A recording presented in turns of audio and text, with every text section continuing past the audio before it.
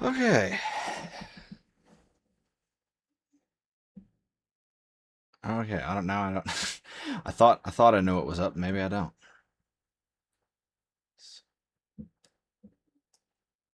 Am I live or not? I can't, I can't even tell.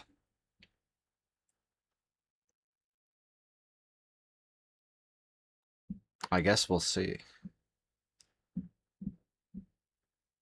Yeah. Okay. Good. I don't know why. For some reason, it still says to get started. Click the stream button, or click the button below. I mean, rather to select a stream.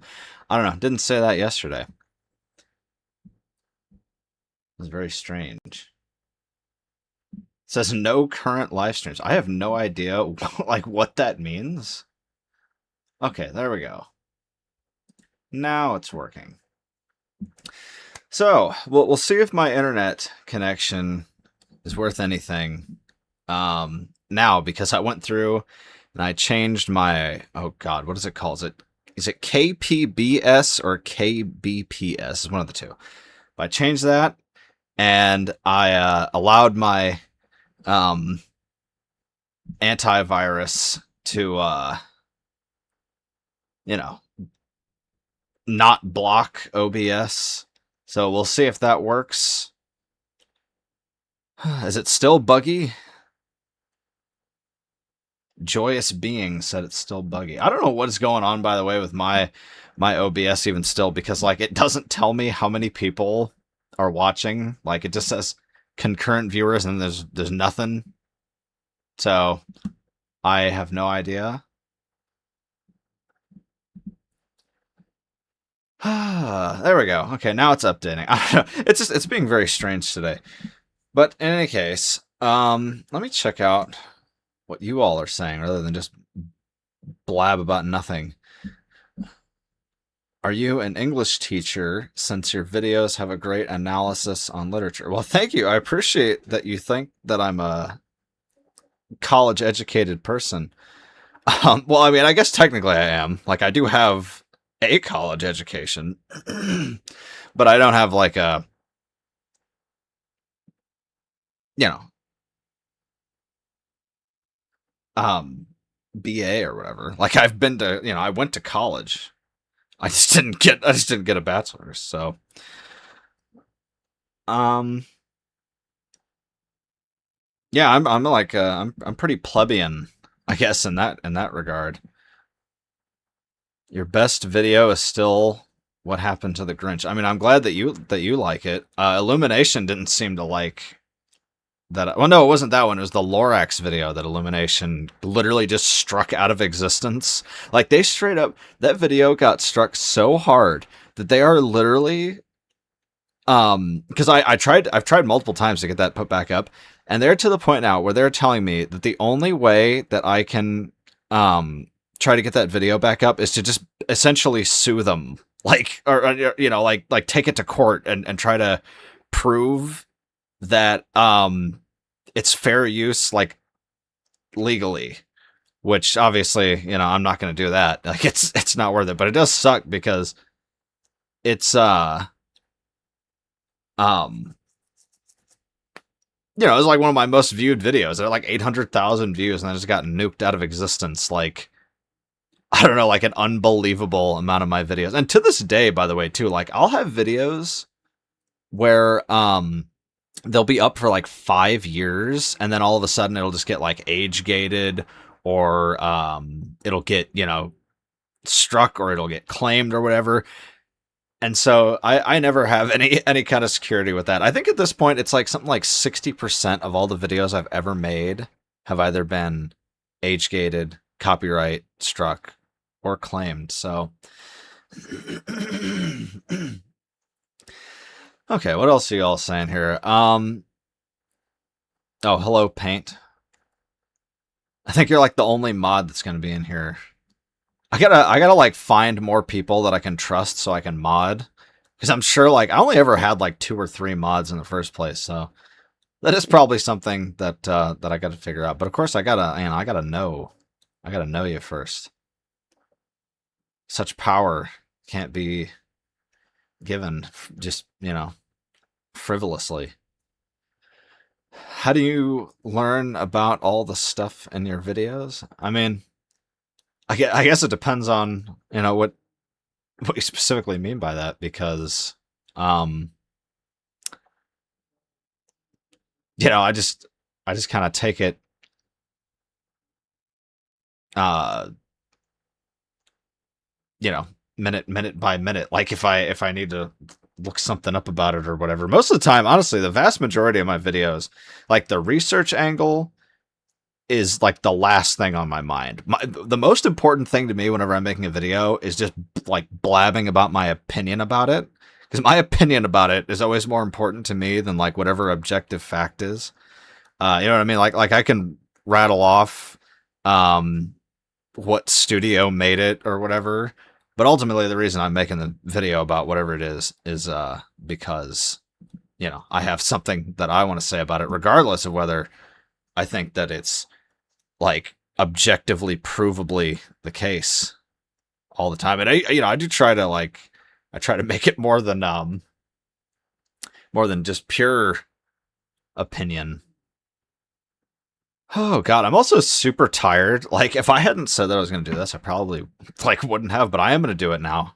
I'm going to make myself do it now, but you're also going to have to put up with the fact that I'm probably a bit rambling because I've been awake for, oh god, I don't even know how many hours at this point. I woke up at like 3:30 this morning, couldn't get back to sleep, so I've been awake like all day. But I also I had to figure out if my streaming was even going to be possible, which I'm very happy to find out that apparently my settings, knock on wood, but it seems like it's working out pretty well so far. I'm glad you're back. Do you have any plans for future videos? Well, I mean, yeah, of course I got plans for future videos. Although I do have less than I would like. I mean, you'd think after all this time of not being on YouTube that I would have like had a big store of things that I want to talk about, but I just don't. I mean, I have like half a dozen videos that I know I'm going to make, but like this one that I made that's coming out tomorrow, that one was just essentially like out of the blue. I just remembered this thing existed and I was like, you know what, I'm gonna make a video about that. So it's just kind of by the seat of my pants sometimes, most times. um but it sucks because I hate the fact that I can never make videos about anything that I don't care about to some extent. Like I have to care about some element of what I'm talking about. And that's part of the reason why I just like evaporated for a little while, because most of the stuff that was coming out, I just didn't have anything to say about it. I just didn't have any angle that I could find. And you'll notice, I think probably in some of my videos, you'll start to notice that toward the end, that became more of a pattern, that I was just like talking about shit to talk about it, which that was never what I wanted to do. So yeah, I got plans for future videos, but I'm gonna have to have like a mad dash to find more animated content out there that I actually have something to say about, because it is fairly rare, unfortunately, for me to have an opinion about most of the stuff that's coming out solely because when you're looking at something like, oh god, what is even a good example of this? Because no matter what I say, somebody's gonna say like, oh well, technically there's this or that, whatever, bullshit nonsense theme that barely exists. But most animated films, like, they don't actually have a point. Like, oh, not I don't mean that in general. I mean like that have come out in the last decade or so. It feels like increasingly that there's been like a curve where it's gone from the generic message of be yourself, which is it's admirable, I suppose, but not very brave or very original or thought provoking. And then from there, for a while, Disney movies were just like about, or not just Disney movies, but animated movies in general were just about nothing. And now I feel like we're coming not even full circle, but we're coming to the opposite end of Be Yourself, where it seems like now every Disney movie is I keep saying Disney movie as if that's the only animation company, but like, animation in general seems like it's leaning more towards like an overtly insidious inversion of that message, where the point seems to be, as far as I can tell, and not just Disney. I mean, I know I pick on them, but that was the voice actor who played Iroh, and like not the original ones, obviously, because he's dead. But I mean, the guy who played him in season 3. He had that whole thing where he was talking about that Nickelodeon is apparently run by a bunch of insane, authoritarian nightmare monsters. And that makes me excited, right? Because like that gives me something to talk about. If this new Legend of Aang or whatever is no good, then that's fantastic. Because that gives me another thing to talk about. I already want to make a video comparing Avatar to The Legend of Korra for that exact reason, because I think it's a great exemplar of what I'm talking about. Because like slowly but surely, seems to me like not even really just limited to animation, that the messaging of media in general has become more. But I guess it makes sense, right? Because like we live in an increasingly authoritarian world, so I think it's not too surprising that we get increasingly authoritarian messaging. What is this here? When is the Spider-Verse video coming out? See, I'm gonna rethink the concept of the multiverse attack that I had previously, because I feel like I have more to say about it, or rather that I can say what I originally wanted to say more concisely now than I could at the time. And so I think I'm just gonna wait and make like almost like a joint video, and in terms of like I just want to make a video about both of those movies in one, and pour out another helping of hatred on the multiverse, because like I've talked about it multiple times in multiple videos, because I just legitimately and thoroughly despise the concept of the multiverse. So yeah, I mean, there's a good chance. There's a good chance I'll revisit the Spider-Verse again. What about what happened to Yogi Bear? I've never seen Yogi Bear, so I can't tell you. I mean, I don't know. I have no idea pretty much anything about Yogi Bear other than, is he the picnic basket guy? That's him, right? Yeah, that's what I know about. I probably know more about parodies of Yogi Bear than I know about the character. Videos about the Flintstones. Okay, so if there's anything from that from Hanna-Barbera that I would ever review, especially that era of it, it would almost certainly not be the Flintstones. It would be the Jetsons. Because I think that the Jetsons portrays an absolutely horrifying view of the future that is like glossed over by the, Leave It to Beaver style pseudo optimism and like nuclear family. It tries to make what I'd argue is like one of the most hellish futures imaginable into some facsimile of a paradise, which is also, by the way, a video that's upcoming about WALL-E. I'm going to make another video about WALL-E because I watched my old video about WALL-E and realized that I was like a cretinous dumbass back in the day, and that I just had no idea what I was talking about. Not fully. I mean, I'm not going to say I don't stand by anything that I said, but in the intervening like 4 years since that video has come out, I have such a different view of that whole such a different criticism, I mean, of Wall-E. Although I guess now that I think about it, I wasn't really criticizing Wall-E. I was praising it, and praising it for reasons that I now realize are very stupid. And you know, I think that I would tackle that much differently, and I will, because Wall-E is a very cute, very evil movie.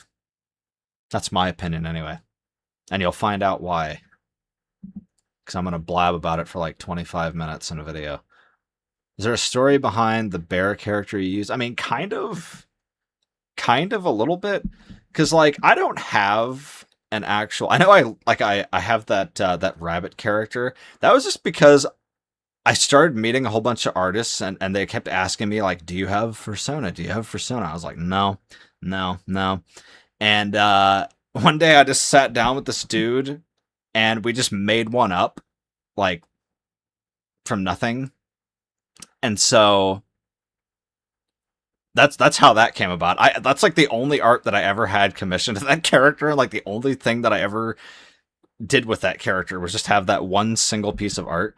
But you asked about the bear. So the answer is, like, the bear, people ask me, like, is that your Fursona or whatever? I don't have one. And the funny thing is, I think I'm only like a furry by proxy, if that makes any sense, where, like, because I have an anthropomorphic character, I guess I'm just like default one by definition, but I don't like identify myself as that. It's not like I'm going out to conventions or some shit. But the reason that the bear character exists is because I didn't want to just have a cartoon version of what I actually look like, because, you know, that would be incredibly generic and boring to just have, you know, pasty guy with a beard. So instead, I wanted to go with something that was a little more, you know, unique. And so the reason I went with a bear is because I was trying to think of, like, any animal that I had any remote connection to. And the only one I could think of was a bear, for the reason that when I went to Colorado when I was like 18, I think, it was like right after I graduated high school. So I was like, I think I was 18. I don't know. It doesn't really matter. But I was sitting outside, right outside of this cabin that we'd rented way up in the woods. And way up in the woods, way up in the mountain. I mean, like, you know, it's like a wooded area in the mountains, what I mean. It was super high up. It was like thousands of feet. And it was actually funny enough. It was like hard to breathe up there. So I don't even know why. I guess it's just for the cool view, and that's why people, you know, rent out those spaces up there. But whatever. I was sitting out there, and was vaping.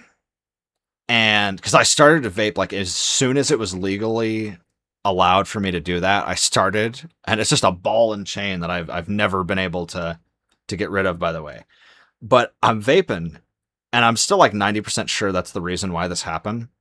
But as I'm sitting out there on the porch, puffing away, I even remember the stuff that I was vaping to, by the way. It was that it had like what is it called? Somebody's gonna know exactly what the brand is that I'm thinking of. It has like the alien head.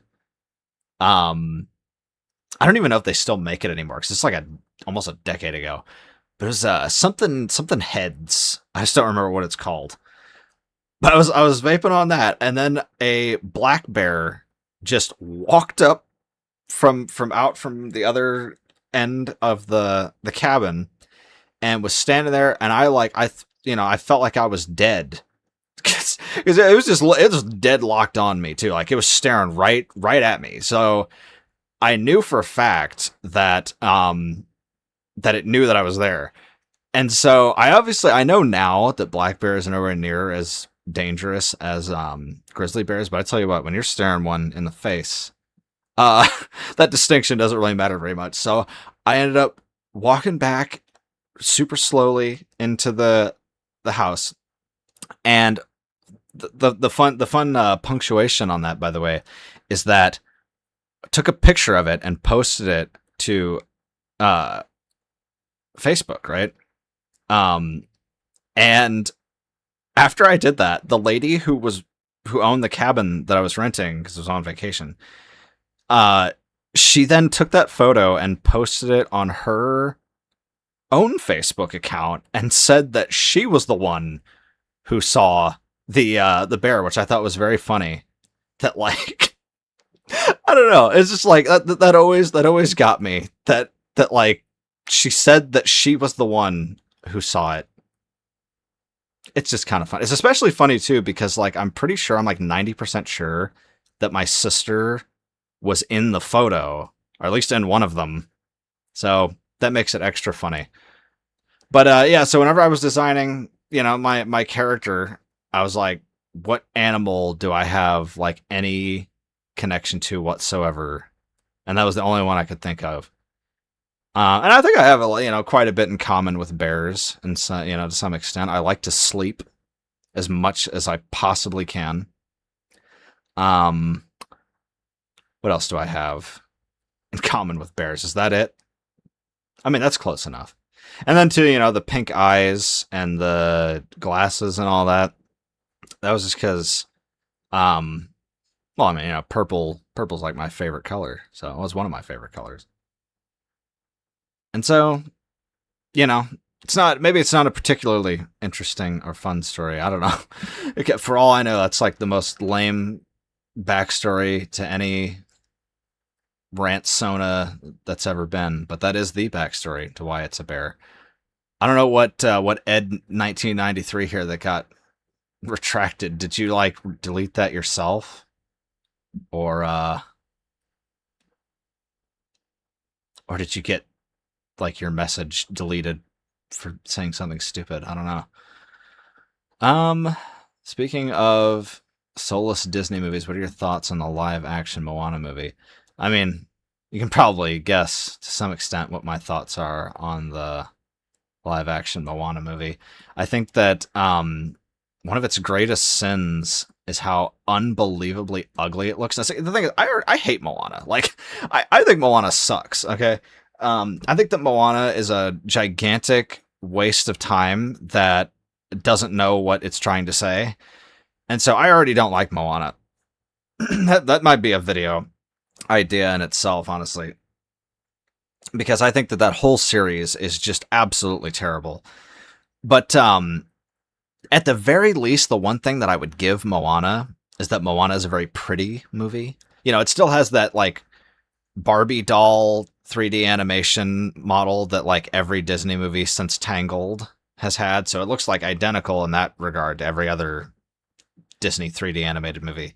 But at the very least, with Moana, the movie looked very pretty. Like the colors were beautiful. And then in this new Moana movie, they make Hawaii look like it's one of the latter Harry Potter films or something, or like every single shot is just bleached gray. The funniest one to me, I think that I saw, because I haven't seen the movie, obviously, I'm not gonna go pay to see that. But what is her name? It's not Pele. It's Te Fiti, right? Isn't that her name? Te Fiti, the goddess of the island. Te Fiti is like almost to the point where like she's literally almost just straight up gray in the live action movie. If you haven't seen it, I very strongly recommend just to go to Google and look up a picture of what Te Fiti looks like in the the original movie versus the new one. So yeah, I mean, it looks hideous. I already hate The Rock anyway, so like I'm like there's literally no motivation for me to go and watch the I hope that the fact, by the way, that this movie flopped so terribly will make it so that Disney will stop making them. We'll see, maybe. Let's see. What else is going on here? You think Invincible is a great series on discussing anti-colonial, anti-racist, and anti-social Darwinism because people often overlook Invincible and not realize it's anti-imperial series. I have not seen Invincible. I watched one episode of Invincible, and the first episode like pissed me off. And so, like, it pissed me off because I got super invested in all these superheroes, and I get the idea was they were trying to, like, shock me. But the problem was I was like, I don't want to spend the rest of this series with this asshole. He just killed the fucking Justice League, man. Like, I don't want to spend... I know it's not the Justice League, but you know what I mean? Like, why do I want to follow this guy? This guy sucks.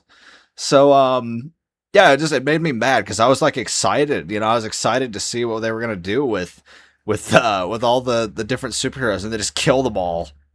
So I bailed on Invincible pretty quick. And honestly, I'm kind of glad that I did after watching the end of The Boys. Like, the end of The Boys made me so upset that even though, and not for the reasons that I have seen most people talk about, by the way, like most people seem to like have not liked the end of The Boys because they wanted Homelander to win, which that's not my complaint with it. My complaint is that it completely and utterly betrayed every single thing that the first season set up. And I argue that series proved to me to stop looking to Amazon to ever, and broadly to Hollywood, to ever make actually subversive content in any real sense, because just to kind of like briefly sum up what I mean by that, by the way, is in the first season of The Boys, they explicitly set up that the problem is Vought. The problem is the system itself that created Homelander. And, whereas Homelander is a big scary bad guy, and he's like a Weapon X, and that he's the monster that ends up subsuming the company and the power that made him. But Homelander is not the problem, and the show itself acknowledges this, right? Like, the show itself is well aware that if you kill Homelander, because they say it word for word, like they say it over and over again in the 5th season, to the point where like it was insulting to me that they didn't follow through with this. Not only do we have the evil, ridiculously on the nose speech from Stan Edgar about this very thing, about the concept that it's not just it's not about Homelander. He says, like, if Homelander, as soon as Homelander's dead, I'm gonna come back in there and we're just gonna like make another Homelander, because that's about money. That's all it's about, is making that money. And then Billy at the end says the same thing that's been the mission statement of the whole series from the very beginning, which is superpowers are bad, without any caveat. And the show has spent the last 5 seasons setting up things like, no matter how good you are, superpowers will kill people. They'll hurt people. And it doesn't matter how much you want it to not be the case. Even if you're not evil, like even if you're Ryan, right, and you're motivated to do good, you're still going to kill people because you're just incompatible. Like, the fact that your power is raised above the power level of everybody else around you is just inherently destructive. And so the show sets that up again and again, and they have Billy himself at the end say the theme of the whole show, which is that as long as Compound V exists, there will always be another Homelander, because Homelander is not the problem. Homelander is not the problem. He's a symptom of the greater problem.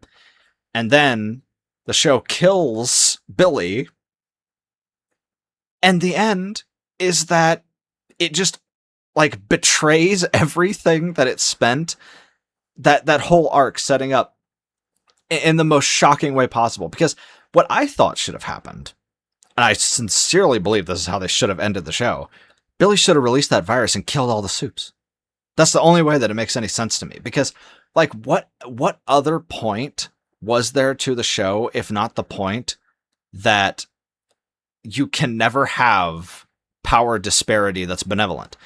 Because, I mean, think about how much they have set that up from the very beginning, that, every one of the main characters, from Starlight, thinks that she can just be a classic superhero, right?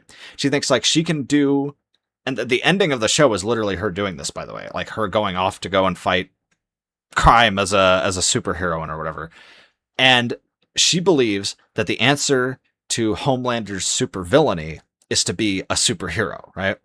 Well, that doesn't work because she's outgunned, she's outnumbered, and no matter how good Starlight wants to be, she can never be a true match for the power of the supervillains that are against her, right? Because the whole system is a supervillain. And then you get Huey. And Huey throughout the show, his big arc is that he tries to work within the system, not to be like a sort of renegade superhero like Starlight. He wants to be somebody who reforms from within. But as Huey himself says, Vought owns the Congress.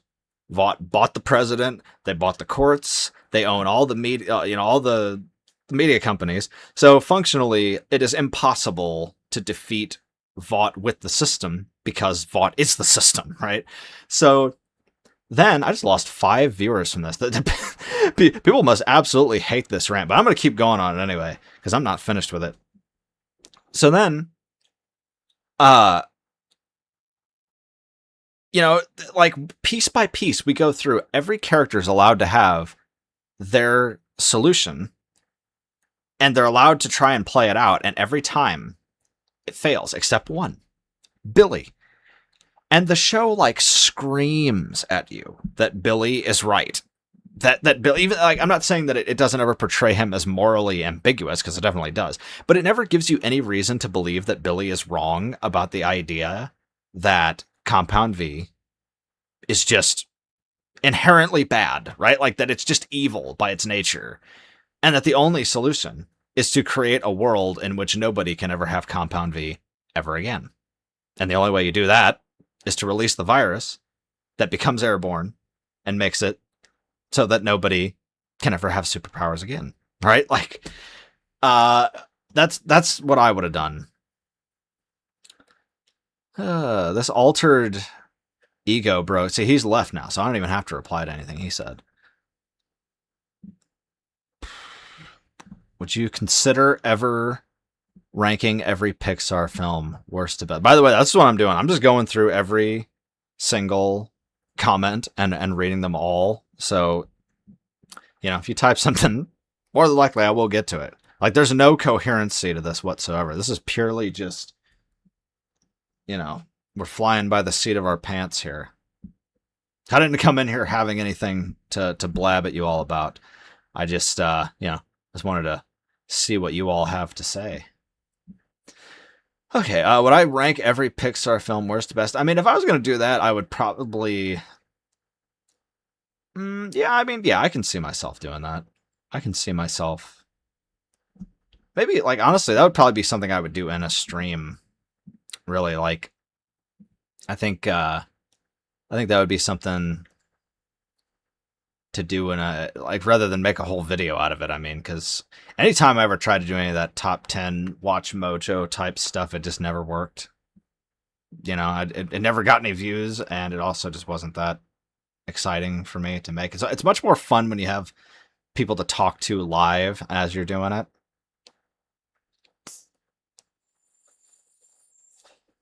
Okay, let's see what else is going on here. Is anybody else saying anything that's worth responding to? Don't want to put out a lot of info on Invincible, but Nolan's race are the most colonial and cruel alien race. The Viltrumites see themselves as a superior alien race. This is a symbol of colonial empires. That's why I asked. Well, I mean, like, here's the thing. I think that good messaging is relative. I mean, ultimately, I'm of the opinion that very rarely, if ever, are you going to get genuinely good messaging, from something that was almost definitionally created to be propaganda to some extent or another. You know what I mean? Like most media companies are not putting out stories for the purpose of enriching the soul. You know, they're making movies that ultimately, to some extent or another, have to have the message that the highest good is that tomorrow you get up and you go back to work, you know, and that you just kind of need to accept that whatever the people above you want to do, you know, is good to some extent or another. That's typically going to be the message, I think, of the vast majority of all media that is ever going to be created, because it's literally funded by people who are that. So, you know, they're not going to demonize themselves. But I do think that within that space, there are still examples of art that is not purely cynical. I think that there are people that work on these projects that are not purely cynical, but I think that the people that fund the vast majority of films are. So, you know, I mean, from what you've described here, it sounds like it's not a message I would too strongly disagree with. But I have to watch the show to know. You know, there's just no way that I could possibly know unless I watched it and decided for myself. Because Pocahontas is very controversial for downplaying the colonialism of the Native Americans and making it into a love story.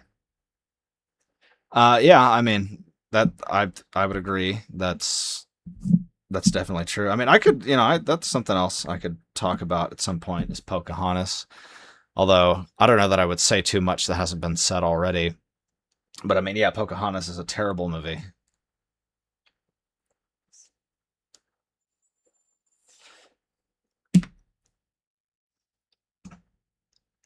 This chat is too slow for me, man. How am I gonna have any kind of flow here if I'm only getting like one message every 5 minutes?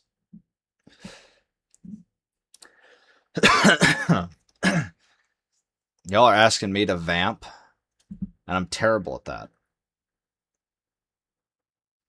Did I make a video on what now? Are you asking if I made a video on Pocahontas? I don't believe I did.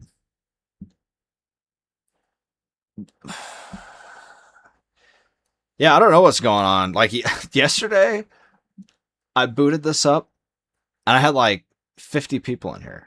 And now there's 8 people in here. And it's still the weekend, right? So I don't know what happened to everybody.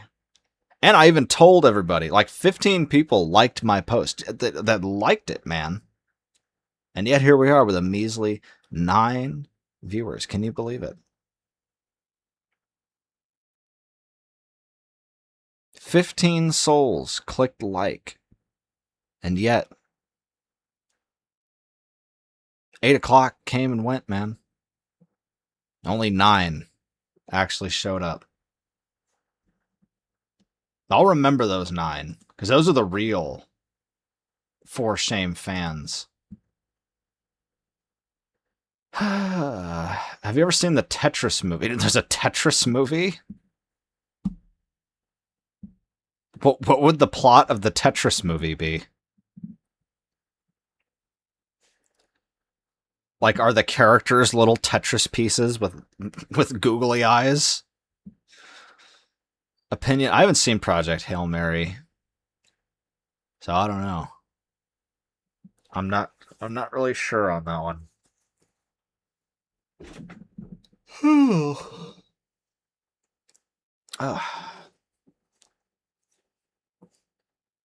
Might also be because of the World Cup.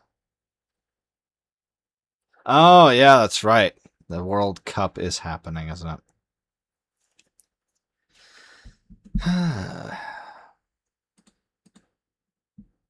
Yeah, but like, does my audience watch the World Cup? Maybe they do.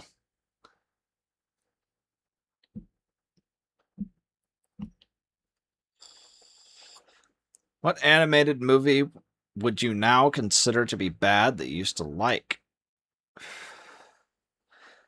That's a good question. Because usually it flips around the other way, right? Like usually I like a movie and then I don't like it later on.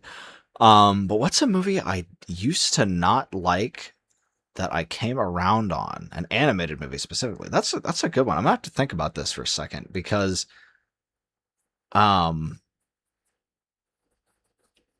man, that's kind of tough. It's so funny, right? Because like for as much as I talk about animation and everything. Like if I was going to list out my top 10 movies of all time, very few of them I feel like would actually be animated, which is hilarious, right? Like it doesn't make any sense, but it is the case. But there's got to be some example of that. An animated movie that I used to hate, but I came around on.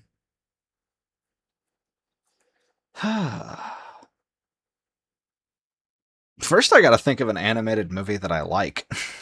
That's the problem, right? It's like that's the funniest thing, right? Is that for someone whose entire online presence revolves around animation. I love animation, but there's so few animated movies that actually resonate with me, right? Like there's so few of them.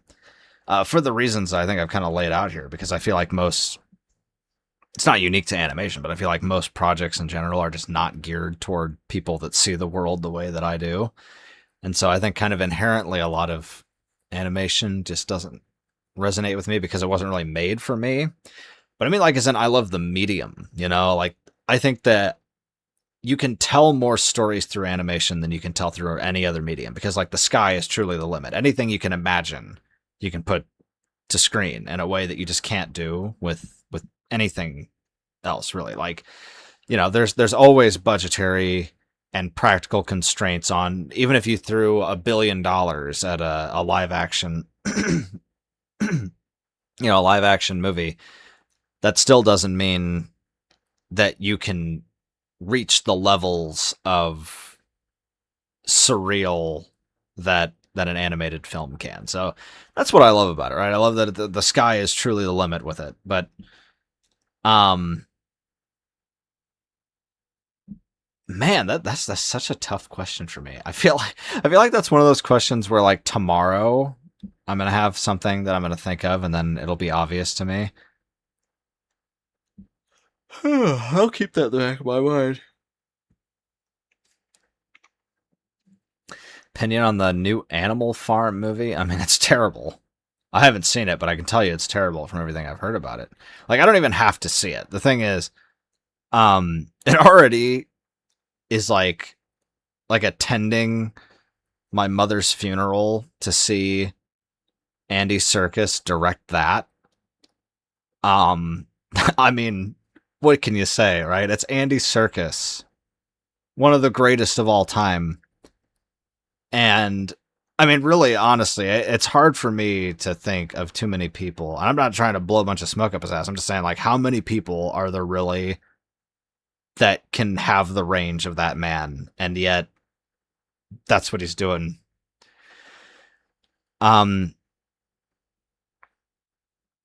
Yeah, and like Animal Farm, it didn't know what it was trying to say. Like, Animal Farm is very clearly an anti-communist book. And so I'm not saying that the themes that it explores, I mean, kind of in this new video that I'm putting out, I kind of go into this very topic of whether or not there really is all that big of a difference between the two. But and my answer is no. But yeah, I mean, it's Seth Rogen playing Napoleon. Like, Napoleon is the main character. So what does that tell you? Already you can tell that they have completely missed the point beyond any reconciliation if you've made Napoleon the main character of your Animal Farm movie. The final game ended a couple hours ago. Oh, well, there you go. So see, now we know that's not what it is. Just nobody wants to come hang out with me, I guess. Except for these 9.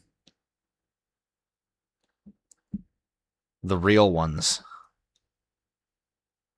Meant like you used to like that you hate now, but the oh wait, did I read what you said wrong? Did I read that backwards?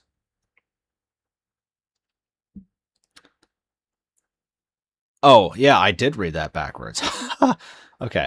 An animated movie that I would consider to be bad that I used to like. Okay, that's way easier. That's way easier. Um well, Wally, that's one. That's one for sure. I already kind of talked about that a little bit. Another animated film that I used to like that I don't like anymore. God, there's so many of them.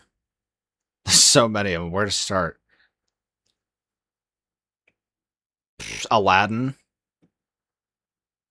I think that Aladdin, it's not like genuine disdain, but I think that Aladdin is just one of the most plot hole ridden films that I've ever seen in my life. And it's like bad. Like if you go back and watch that movie, the number of plot hole, just try like pay attention to what the genie says that the rules are, and like what he establishes that the rules are versus how that film plays that out. It's ridiculous. Like, for example, right? Uh, the genie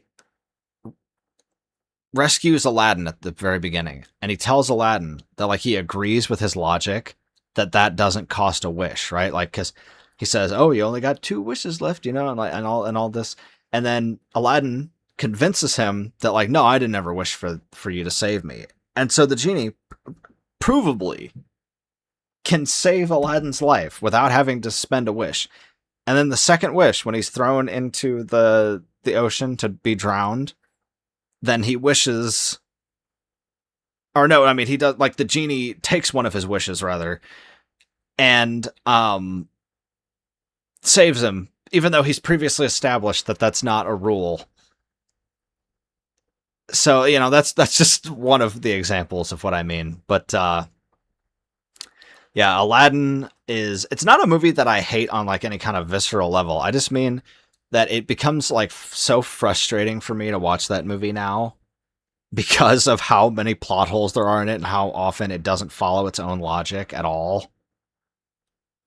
So there you go. There's a couple examples. And yeah, and also it is very racist. That's true.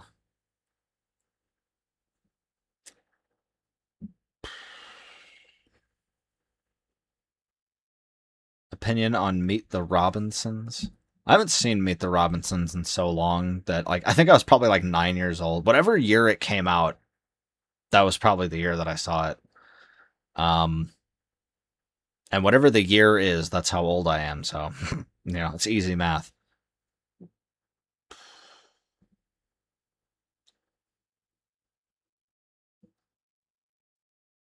Never thought Aladdin was a bad movie, but then again, I haven't seen it since I was a kid, so maybe that's me uh looking at it with nostalgia glasses on. But like I said, I didn't say it's a bad movie so much as I think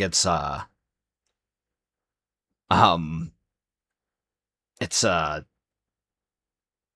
strange movie. Like it's an internally inconsistent movie, and it just I don't know. It's frustrating to me. It's very frustrating to me watching. What's another example of that, by the way? Okay, so here's another one. Right, here's another one. When he gets his first wish, Aladdin wishes to be a prince, right? And so, sorry,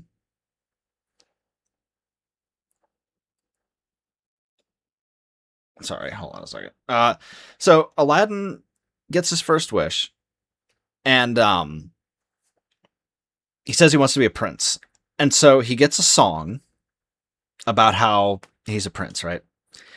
But later on, when he gets to his third wish, he asks for the genie to make him into a prince. And it's like, excuse me, can you run that by me again? I thought, like, what, did the wish expire because it's been 24 hours or something? Like, why are you not a prince anymore? Kind of seems like the genie never made you into a prince. But it's not like that's a limitation on him either. Because, and this is what I'm talking about, like, it frustrates me to no end, man. It fucks with my head. Because Jafar gets the lamp, and he says, I wish to be Sultan. Does the genie make him up, a little parade and sing him a fancy song? No, he just makes him the actual Sultan. And then he wishes to be the most powerful sorcerer in the world. Doesn't mince any words. The genie just makes him the most powerful sorcerer in the world. So the genie is a con man, and he's a liar, or he's insane. But there's no middle ground. It really is. It's absurd, and that's like it just goes on and on and on like this, where the more that you try to examine the internal logic of Aladdin, the more that it just completely crumbles apart. I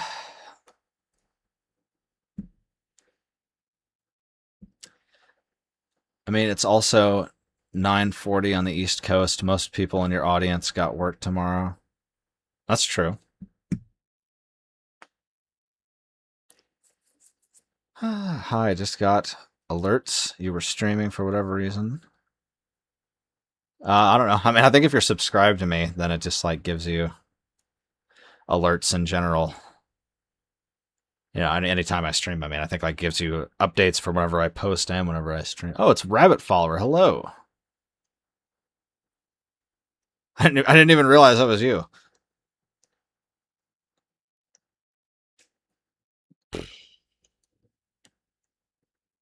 I don't know. I still feel like 9:40 is pretty early, right? Like, I mean, for me, that's early anyway. Do most people go to bed at like 9:40? I feel like even if you got up at 6 o'clock, wouldn't you still go to bed at like? Oh, I don't know. I guess maybe you would go to bed at 10 o'clock to get your 8 hours. I'm unemployed, unfortunately, and I'm 18. Well, the good news on that front is that like everybody's unemployed because because it's the apocalypse. Do you have thoughts on the new season of Has-Been Hotel and Hello Boss? Oh, do I have thoughts? Do I have such thoughts to share with you all about my opinions on Has-Been Hotel? Not so much Hello Boss because Helluva Boss. I don't know that there's such a thing as the ability to have thoughts on it, because every time that I've ever tried to watch it, it just kind of seems like it's screaming at me. But Has-Been Hotel, I have a video that I'm going to make that's almost certainly going to be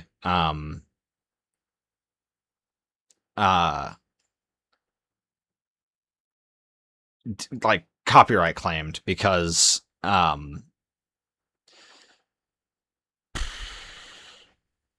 because Vivzie Pop is a capricious, vicious bitch. And she does, like, she copyright strikes every single thing that any person ever makes on any of her projects. If you review any of her projects, I swear to God, like, go and try to make a review of anything that Vivzie Pop has ever made and see if it doesn't get immediately claimed. I'm gonna make the video anyway because I feel like I have probably like 45 minutes in me worth of talking about Has-Been Hotel. And specifically about the theology of Has-Been Hotel. I find that to be very interesting. Screw work, show up late and fatigued. Well, I mean, if it's kind of late or fatigued, right? Because like if you stay up late and you're fatigued going in, like if you show up late, then doesn't that mean, like, by definition, right? Like you've slept late, so now you're not fatigued. So if you show up fatigued, it means that you probably wouldn't be late because you would have slept. But also, yeah, screw work. Work is horrible. I mean, does anybody not have the opinion of screw work? I mean, I guess there's like probably still some people that worship Moloch, right? I mean, there's got to be a couple of them out there. While Aladdin has plot holes, the genie is still one of my... Well, yeah, I mean, like I said, I didn't say there was nothing good about it. I just said that I think that it's so riddled with plot holes that it's absurd. Most people go to bed at 9. Man, I just go to bed whenever I pass out. Like, whenever I can no longer physically stay awake any longer, that's when I go to bed. Usually go at 12 a.m., but that's just me. I mean, my roommates do, but they get up 5, 6 a.m., so that's my main reference point. Yeah, that's fair. I mean, I imagine the majority of people, for some reason, it's like desirable. A lot of people find it desirable to work the first shift, which, you know, is like the morning shift. I myself do not envy people that work the morning shift. I've always pretty much worked without, I mean, like literally have always worked second or third shift because I just, I don't know, maybe it's my, you know, what do they call that?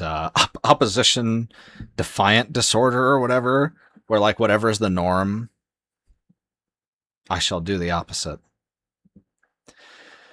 How are you? Is stream good this time? Yeah, I mean, it seems to be. I haven't dropped it all.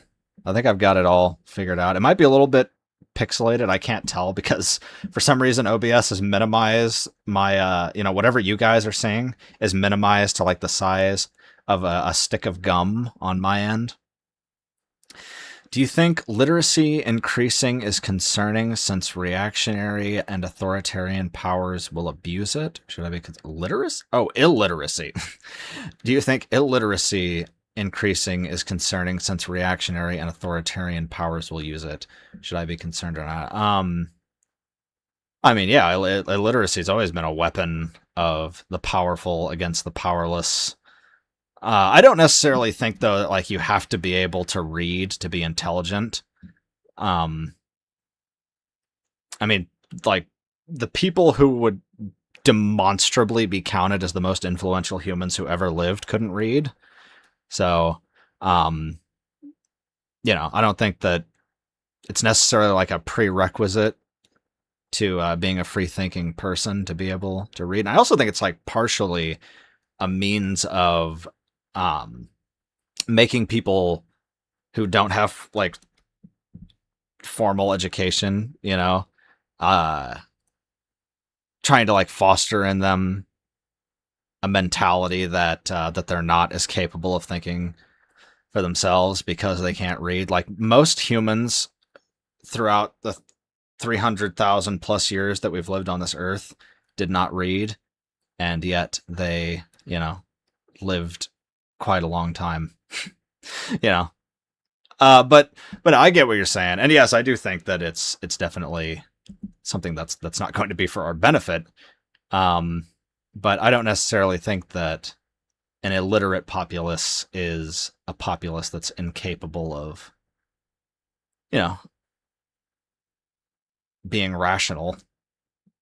I've listened to your videos in 2023 and a lot more of your videos this year. Happy you're back. Well, thank you very much. 90K, I'm on my phone, and I didn't even get an alert you streamed yesterday. Not that I saw any. Oh, it was only like 10 minutes. It was a complete botched attempt. Yeah, I mean, sorry, I keep dropping things.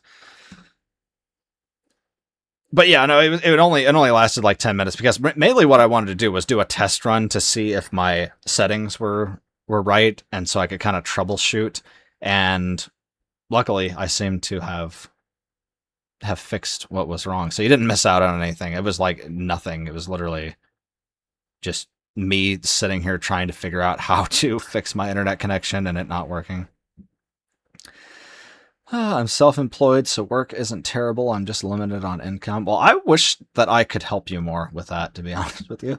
As soon as I get like any kind of savings at all, it's one of the first things on my to-do list is to commission you again. Because I have like a huge project that I very specifically want to commission you for, which is trying to write a book series. And I feel like every time I imagine what I want the cover to look like you're the only person whose art style comes into my head. So, yeah, I mean, whenever I get enough money to not be skating by the skin of my teeth, then I will very much do that. I really do wish you the best on that, though. I know it's tough. I mean, it's brutal. It really is. It's brutal out there. It's once again, I mean, I know it's cold comfort, but you are certainly not alone on the being limited on income thing. Try the 48-hour shifts. Those are fun. We do get to sleep, but still. Yeah, 48-hour shifts are one of those things that just like reminds you that reminds you that this world is not ruled by benevolent powers. 48-hour shifts is one of those things where I feel like whoever imposes it, like, it makes me hope that, that, like, hell is very hot. I hope it's hot enough, man. I really do. I hope it's hot enough for all of these people that have imposed this denigration upon humanity for the last 6,000 plus years of whatever this is that we're doing. I'm glad you're back, but where have you been? Well, rather they said, where have you been? But I think they meant, where have you been? I have been revolving between having lost a job that I had that was, well, I mean, in fairness, it was a horrible job. I lost a job, and then I also witnessed, like I said, like the apocalypse just happen over the course of the last like 16 months. And that combined with the inception of AI just taking over the internet and everything, and the fact that I just came to realize so many different things about myself that I had never even stopped to consider. Things like, I don't know, almost everything, really. Almost everything about myself, I kind of collapsed inward into a black hole and just had to, like, the worst existential crisis I've ever had in my life. Everywhere I looked, it just seemed like a dead end, like not just materially, I mean, like, spiritually and philosophically. It just seemed like I just couldn't find the light, man. I couldn't find anything to motivate me to be happy about living in this situation. And I had to learn, in a sense, to expect different things out of the world than what I had, I feel. And the way that relates to YouTube is that I just had a time where I needed to go away for a while. I needed to figure out what I was even doing, what I was doing or wanting out of anything. Why I was even, well, I don't want to say why I was even getting up in the morning, because that makes it seem like I was depressed, that's not what I mean. I wasn't depressed. I mean, like, as in, it just felt like I was in motion. Not, I say that as if this is no longer how I feel. It's more like I just accept that this is how I feel, rather than try to convince myself that, that I was like, once again, I'm just going to put this thing over here, because, like, I cannot get through a sentence without this vape just rolling off onto the ground. But okay, I don't even remember what I was saying. Whatever. I mean, it's just one of them things.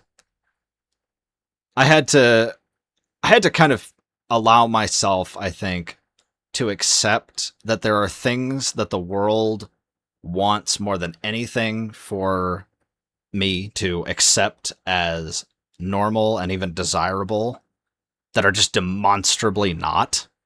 And that, I don't know, I stopped trying to expect that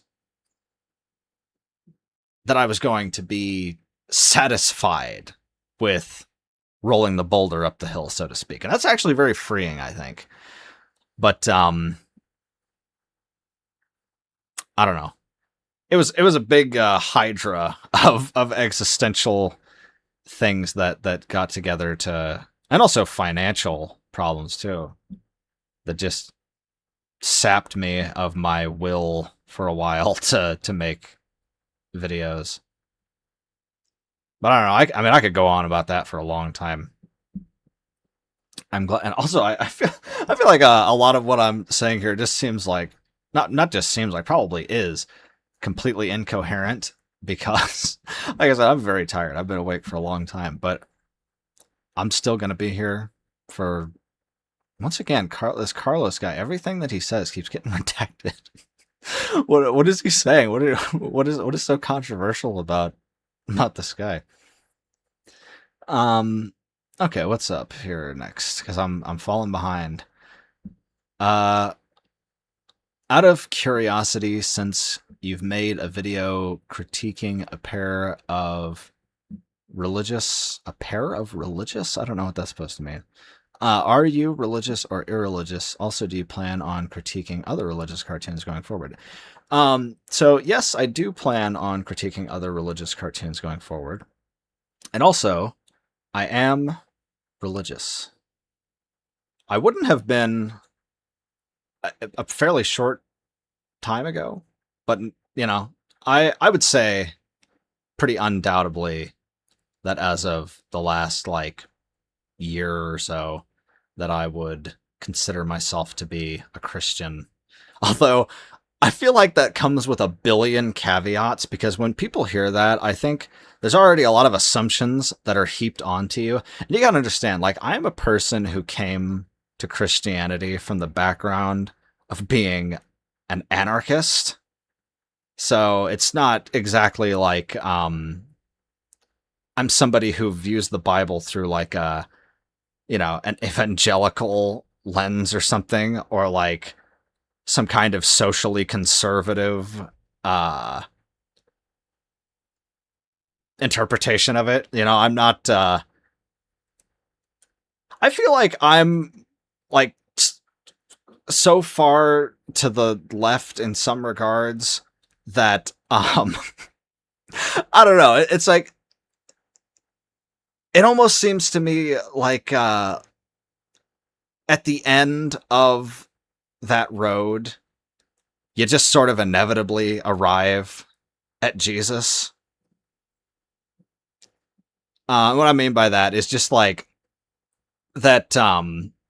It's pretty hard, I think, to imagine a more left-wing position than the morality of Jesus. Although, honestly, I say left-wing just because I don't know what other descriptor to use. I'm not like a left-winger in the sense of like the Enlightenment era political compass test. And the last, that video I released, or that I haven't released yet, that will release in like 12 hours. I kind of talk about this briefly, but I think that the whole concept of left and right wing is honestly kind of incoherent. I honestly think of politics and philosophy more as an arrow going straight up, like as time has gone by, I think we've only surrendered more and more and more of our time and freedom away to the authorities that be. I don't think that, I think that the people that rule the world very much would like us to think that we're becoming more free. But, you work more now, even if you just work 40 hours, I say just with big old air quotes there, but even if you just work 40 hours a week, you are already working more than twice what people were working like 500 years ago. That alone ought to tell you something. But anyway, yes, I am religious, to answer your question. That means so much to hear. Well, I mean, it's just true though. Like, it is just true that, I mean, to Rabbit Follower here specifically, yeah, no, I mean, like, that's something that I am very excited to see, because I feel like you would get what the tone that I'm going for with this is about. I just feel like there's something about the way that you draw that like gels very very nicely with the aesthetic and stuff that I'm going for. So I don't know. As soon as I get the money for it, I'll hit you up on Discord or whatever and try to iron it out. I still have to save up enough money to get that tattoo, by the way. I don't know if I don't think I ever talked about it on stream, but Rabbit Follower made this art that I wanted to get as a tattoo because well, I mean because I like their art style a lot. And I think it was like a month after I commissioned that I lost my job. Like it was almost immediately. And so I was being, I was thinking like, okay, I'm going to save up like $900 or something so I can get this, 'cause it was a pretty big tattoo and like had to be fully colored and everything. And so I was super excited about it. And then just boom, here's your, sorry, the company's downsizing, and so since I had lower seniority, I was one of the first people that got cut. And yeah, so and ever since then I've been like scrambling here and there, trying to survive in the Trump tribulation economy. James, good to see you back. Thank you. Recommend reading Roger Griffin on the topic of fascism on it, since I've seen a historian YouTuber by the name of Freda. Yes, good videos discussing extremism. Sorry for being annoying. I didn't say you were annoying. If I thought you were annoying, you'd definitely know. I appreciate it, Carlos. I appreciate your wonderful words. I'm so far behind, man. I gotta start speeding this up. I'm just like, I just try to give everybody that says something, a decent response. I don't know, like, do I have Streamlabs or whatever enabled on here? I have no idea. It says enable monetization to insert ads, but then it won't let me do it. Does that mean like people can't send me things, or just that nobody has? I don't know. I don't know what that means. I'll have to figure that out, I guess, because it won't even let me click it to see. So I don't know. But whatever. It ain't about the donations. It's about the company, right? All that is rough, man. I'm sorry you've been going through all that in such a way. I mean, I guess to some extent, though, I feel like it's been positive. As in, like, I think that it's better to not lie to yourself about, trying to convince yourself that things are bringing you happiness that are not. And I've lost my place. Here it is. Can I ask why you removed some of your old videos? Some of them I really liked and thought were insightful. So I'm trying to get some of those back up again. I did not remove any videos. I have never removed any video from my channel ever. The only time that I have ever taken down a video is when it gets age-gated. Sometimes I will, because then they just remove all of my ads and then they limit the visibility and everything. Sometimes I don't remove those videos though. I just unlist them. And then because sometimes it can hurt your channel, I think, anyway. I might be wrong about this, but to have videos that are age gated, can like reflect badly on your channel. But YouTube will remove my stuff and not even tell me why they did it. Sometimes, like, I'll just have a video like that Lorax video. They took that video down and they didn't even tell me for like weeks why it was removed. So, but yeah, I'm working to get some of them back up again. I think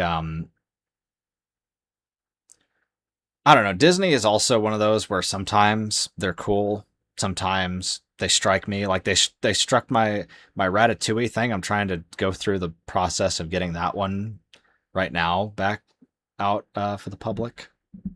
But I don't know, man. YouTube has become more ponderous since I had my hiatus, honestly. Like, I was surprised at how much worse they've made this experience. One must imagine Sisyphus happy. See, I have a different take on the idea. To some extent, I feel like one must imagine Sisyphus imagining himself not rolling that boulder up that hill anymore.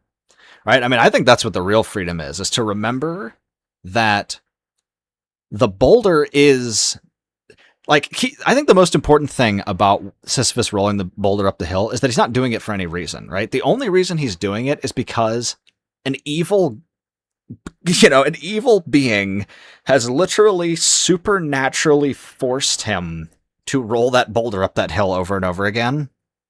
And so, as I see it, Sisyphus should be happy because he should be able to imagine that one day there will come a time in which he no longer has to roll the boulder up the hill, you know? That's my opinion. I feel like that's that's the way to do it.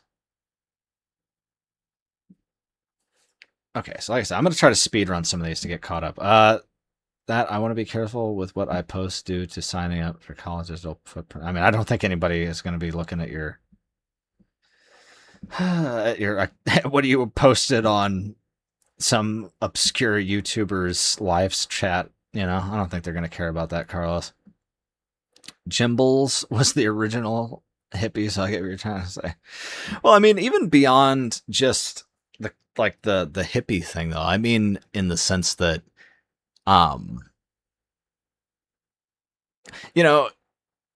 Jesus was both as tolerant, I think, as any person could ever reasonably be, and also entirely intolerant of the things that he was intolerant of. That's kind of what I was trying to get at with that video, is that I think that the beauty of Jesus is the fact that there is nothing in the world that you can ever do that you can't say, I'm going to just, be damned now forever because of that.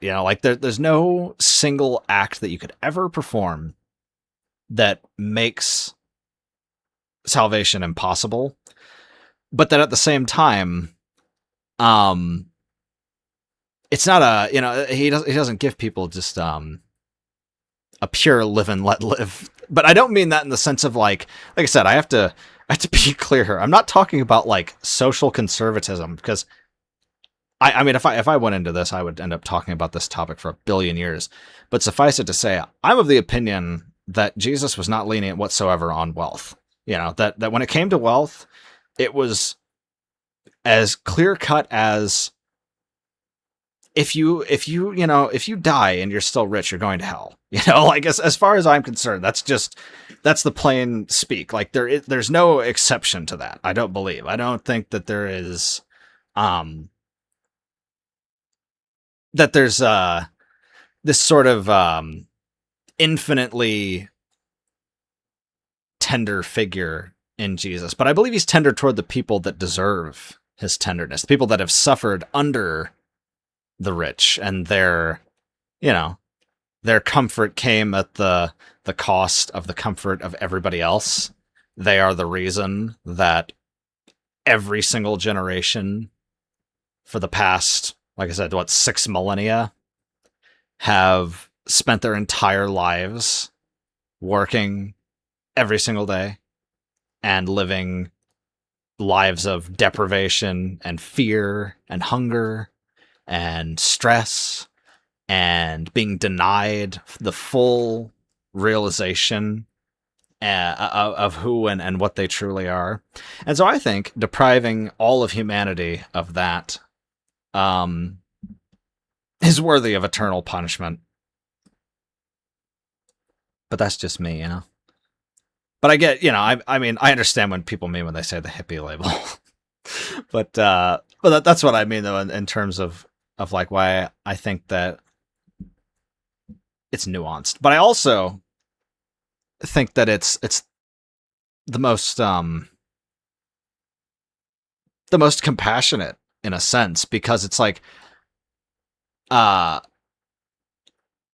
it's it's not like, okay, you're rich so you're going to go to hell. Like, you have the opportunity to give it up. You know what I mean? Like, it's not like you can just say, like, Elon Musk can just go, oh well, I'm a trillionaire, so there's no point in me ever trying to do anything good because I'm just going to hell no matter what. It's like, that's not how it works either. There's no person, in my opinion. Well, I know, not in my opinion. I mean, in Jesus's opinion, there's no person that is ever beyond redemption. But I just believe, I think if Elon Musk died right now with $1 trillion in his bank account, then, well, I guess he wouldn't go to hell yet, right? Because nobody goes to hell till the end of days.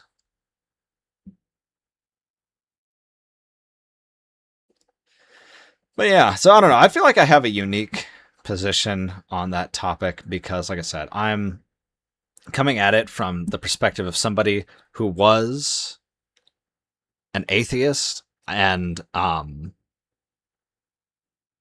like a hardcore progressive who then came to Christianity not through a, an inversion of those principles, but like maximizing them, I think, in the most extreme way that anybody ever could. And I think that's what Jesus is. My real concern is that I'm noticing how far-right fascist talking points are common among social media. That's why I somewhat worried. Well, yeah, I mean, far-right fascist talking points have always been common among not just social media. I mean, it's not just, like, the thing is, I understand what people mean when they say that it's a rising tide, because it definitely is, in terms of like the erosion of the social safety net and the increasing anti-democratic nature of the West. I understand what they mean by that, but like, you gotta keep in mind, you wind the clock back 65 years, dude, and black people couldn't get married to white people, like couldn't drink out of the same water fountains. That's 65 years ago. Less than that, probably, honestly. I think my math's even a little off on that. But you know what I'm saying? Like, far-right fascist talking points have always been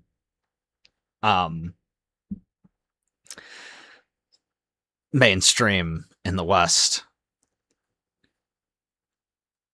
Like, we like to consider America to be a democracy, and for all the reasons, that there's a billion reasons why I would argue to this day that we're not. But I mean, who could possibly argue that America circa 1950 was a democracy? Like, how do you have a democracy where an entire racial group is excluded from voting? That's what I mean when I say I don't think, like, we're getting more conservative so much as it's just, this is always what the face has been behind every state. I don't think that there's ever been such a thing as a state that's existed that wasn't far right. I think there's just some of them that are very good at hiding the fact that they're very far right and providing social services that override in the public view all of the evil that they do. Any chance of making a video on the film Prince of Egypt? Yeah, I think I talked about that a little bit ago. I do think that I would make a video about the Prince of Egypt. Hello with a question mark. What did I not see something you said earlier? I don't know what that means. I loved your Ratatouille video. Yeah, I mean, like I said, I'm trying to get that one back up again.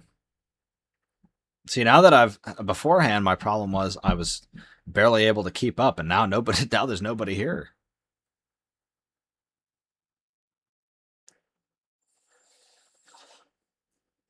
Also, I don't know if Rabbit Follower is still in here, but I have to say it is hilarious that you called Jesus Jimbles, because I have an incredibly stupid, I would say an inside joke, but it's not even an inside joke because like there's no coherent logic behind it. For some reason, I just like decided that it would be funny one day to start calling Jesus Lord Gibless. And I don't even know why. Um, it just came to me one day. So I don't know. I just think it's funny. I just think it was funny that you called him Jimbles because it reminded me of the fact that there's no. I think if I had to guess what my brain did with this, it's because in Islam they call Gabriel Jibril, and I think for some reason my brain just one day was like, Jibril, Jesus, Lord Gibless. I don't know. It doesn't make any sense, but that's the kind of things that wobble around in my skull. The issue is that the Red Scare anti-socialist politics and anti-left-wing politics deliberately sabotage social justice and progressive politics. Yeah, and like, see, the thing with me too is I'm not a person who would identify themselves as a communist by any means. I guess ultimately I'm somebody who would say that I don't think that you can I don't think that you can use power for benevolent reasons, because I think that it's an oxymoron in a sense. Like I think that the idea that communism kind of rests on is the notion that domination can be benevolent. You know, that there can be such a thing as a group or a class that elevates themselves above everybody else and decides the allocation of resources and decides what rules everyone will have to adhere to and enforce those rules, and have it be fundamentally not exploitative. I mean, I think that it's kind of the delusion at the heart of a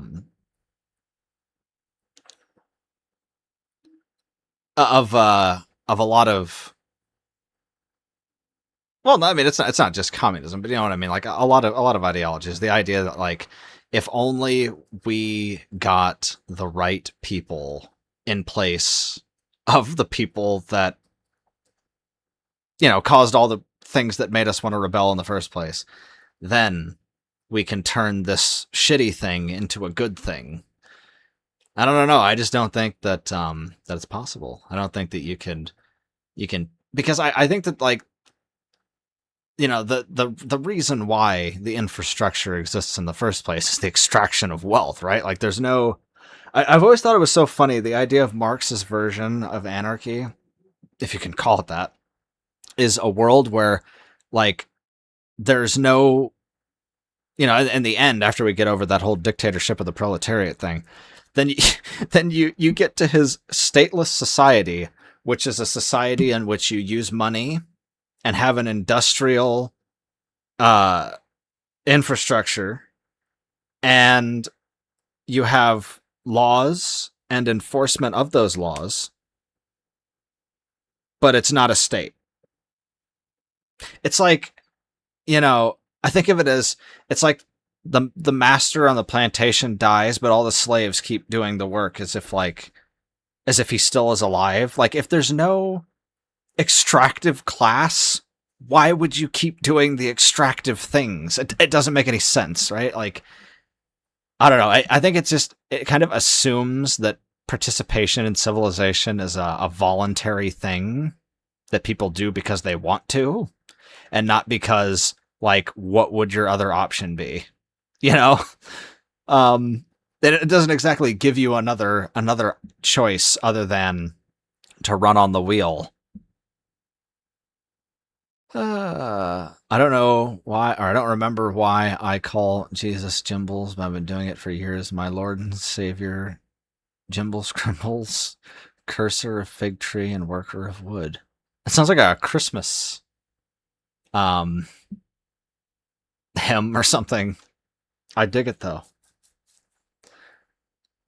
See, silliness is a thing that you can never, ever allow yourself to lose. Because by the time, like, as soon as you lose your will to silliness, then that's when I think you're already essentially dead for all intents and purposes. You know, like, what are you but a ghost of yourself if you can't earnestly celebrate the beauty of the silly? You know, like taking a dog's ears and then flopping them upward. There's unmistakable beauty and celebration of life in such as this.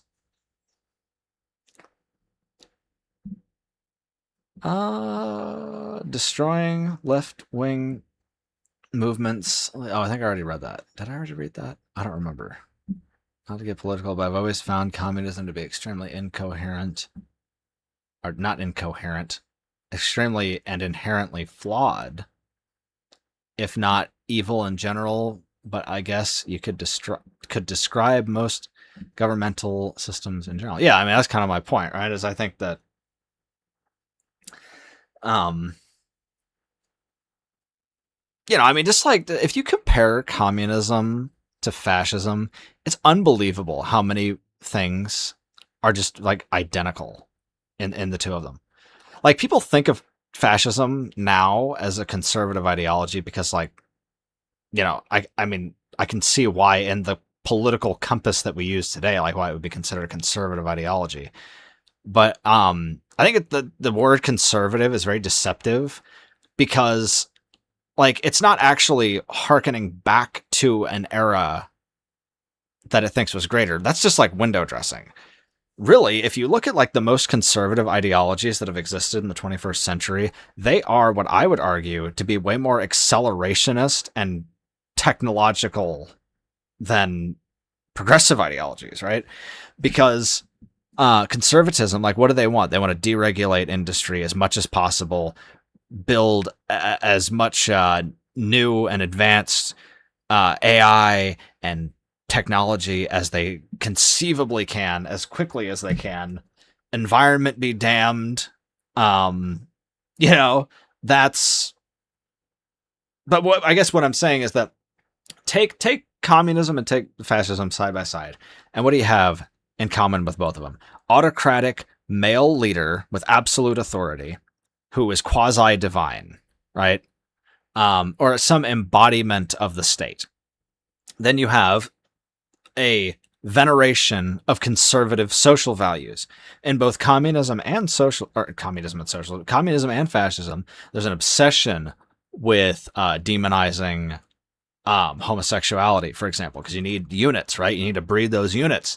You got to get more slaves and more soldiers. So, just like, you know, has been the case in 1,000 different nations, but women are, I was going to say venerated, not venerated, but women are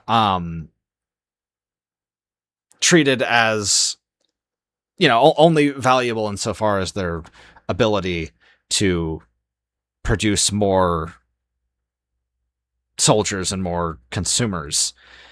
And so, you know, you have this rigid gender binary is another thing that they both share. The idea that gender and sex are totally intrinsically linked, and that, like, you know, another thing that I just remember too. They both claim to not be capitalist while functionally being industrial growth-based economies that use currency and have private property. Like, I know communism claims that it doesn't have private property, but like, it doesn't matter if you, um, like, it doesn't matter if you call your landlord the great companion or whatever. He's still your landlord. So,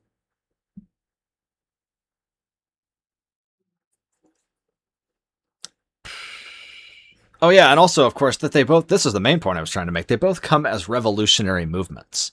Like, fascism presented itself as, especially Nazism, presented itself, I'll probably get, I got age gated just for saying that word in a live stream before, so we'll see. But they'll probably age gate this one now too. But you know, they like Nazism didn't present itself as we're going back to the past. Not in all ways. In some ways they did. Like, they hearkened back to the Roman,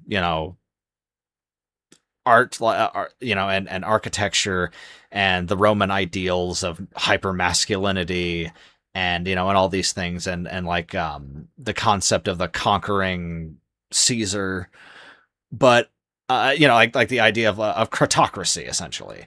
But what they didn't do is fully cloak themselves in the idea that like we're hearkening back to the past, because they were super industrial. Industrialism was crucial to Nazism, and as it is to communism. I mean, you never hear them shut up about it. Every communist country that I can think of is absolutely obsessed with growing the economy through industrialism. I mean, Mao Zedong, the Great Leap Forward, was literally him saying under any circumstances we're going to hyper-industrialize and grow the economy of China, and it cost tens of millions of people's lives. I don't know what this Jameson guy said that also got immediately retracted. I wish there was a way for me to read what the comment... Is there a way for me to read? No, it's just... I think it's just gone. Unfortunately, I can't read it. You did not read my comment, however, it was similar, but I used Ronald Reagan as an example since he pushed for austerity. Yeah, I mean, like, austerity measures are universal across, I would argue, all political ideologies, but, I mean, like, communism is obsessed with the idea of tightening your belt and taking some austerity measures for the betterment of the nation. Just like fascism. I mean, fascism, like Hitler very famously did just that. He rationed food almost like, honestly, it was pretty quick into the war, I think, if I'm not mistaken, that the whole prosperity illusion dried up pretty quick. My family's from Europe. Grandma defected from a communist country, and my nana was stuck in a fascist nation her entire childhood and watched it destroy her home city of Berlin. What that's taught me is any political extreme is bad. Gotta be ideas over ideology, in my opinion. Well, yeah, I mean, I think that ideology is the enemy of humanity. I mean, because, like, ideology is the idea that there's a template that if you like I'll give you an example, right? I think this is, I don't know if this is what you're trying to say. I mean, I'm not trying to put words in your mouth, but just to extrapolate on what you were saying there, I think that a great example of that is if somebody, for example, believes in one thing that's part of an ideological banner, like let's say you believe in gun rights or something, like you're what people call a gun nut or whatever. Well, now you're expected to, because you believe in that, to adopt like 100 other positions, because like it's such a binary thinking. I mean, everything I think becomes binary in such systems, but not just that, but like gender becomes a binary, everything becomes a binary, because it's very easy to maintain control over people that only believe in binaries. And so, I swear to God, this vape, I'm never gonna buy one of these ever again. Like it's one of those that has like the round design where it looks like a cigarette. I forget what they call them. Like you'd know it immediately. It's like the dab pens, you know. And it just keeps rolling off no matter where I put it. Somehow it finds a way. But anyway, what I was saying is, you know, like if you believe in one political position, then you're expected to believe in 100 others.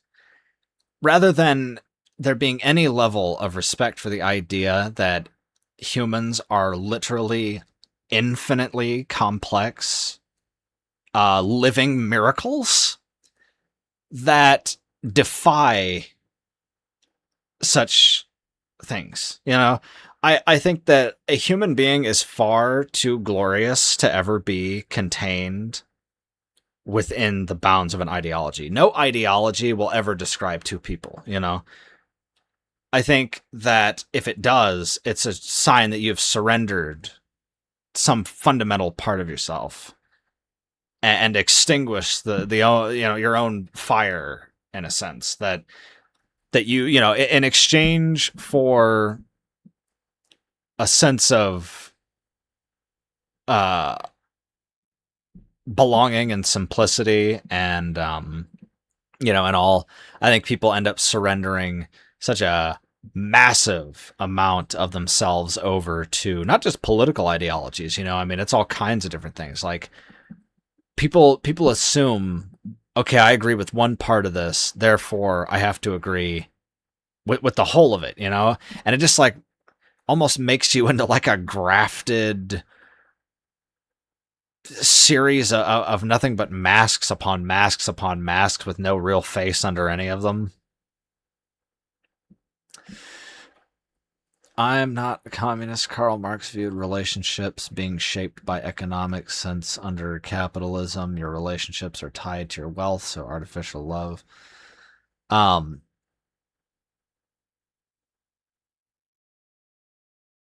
Yeah, I mean, I guess that's true.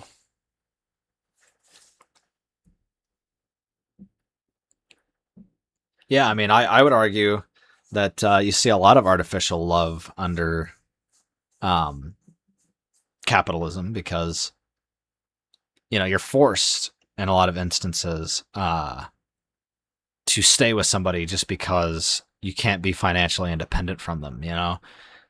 Like, how many people are in loveless marriages solely because they can't afford to divorce the person? And sometimes it's more mundane, like they just don't love each other anymore. Sometimes it's like actively abusive, but the person has no ability to escape that situation because they can't afford to. And because they've been socially conditioned to believe that, you know, that well, for a billion different reasons, that they should stay with their, you know, their husband or whatever it is, even if they're abusive. I mean, there's a myriad of things that conspire to convince people of that. So no, you're absolutely right. It's human nature to avoid gray areas because it's easier on some level. Gotta embrace that shit's complex. Yeah, yeah. Damn, another comment deleted, man. Like I said, I wish so bad that I could just. What does this crown number 2 mean, by the way? What does that mean? Does anybody know what that means? Top fans? Is that like a new feature that I'm just unaware of? Does that mean like. I don't know what that means. Rabbit follower, do you want to be modded? If I can figure out how to mod you, I will do that. If you want to. I mean, like, I'm not going to impose it on you if you don't want it, but you're definitely somebody that, I can't believe I never modded you before, honestly. Like, you've stuck, by this channel for, like, a ridiculously long time, even when I was just, like, vanished for an insane amount of time, and I know that you're cool and everything, so if you want to be a mod, let me know. And I just got to remember how to do it. I think I added it through YouTube Studio. I don't think I can do it on. Maybe I can do it on here. Actually, I don't know. Let me check. Yeah, okay, I can. So if you want to be a mod, let me know. Because if anybody's earned it, it's definitely you. Like I've modded people. Like I've modded people that I knew for like a month.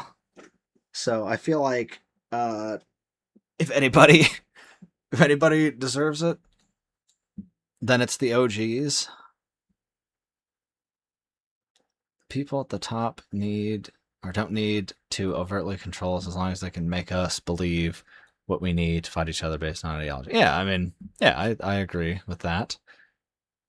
By the way, I'm probably gonna hang out till like 10. Well, it's 9:36 for me, so yeah, Roaster's been around forever, man. I can't, I can't believe now. Like in fairness, it seems like what it feels to me like happened is that I like, you know what? When you fall asleep and then you have a nightmare that you're falling and then you wake up. That's how long it's felt to me since I left YouTube and came back. I mean, it quite literally feels like it's been 2 seconds, which is so bizarre. I don't even know how to explain it. It's like impossible to explain. It just feels like, I don't know. Like I just woke up.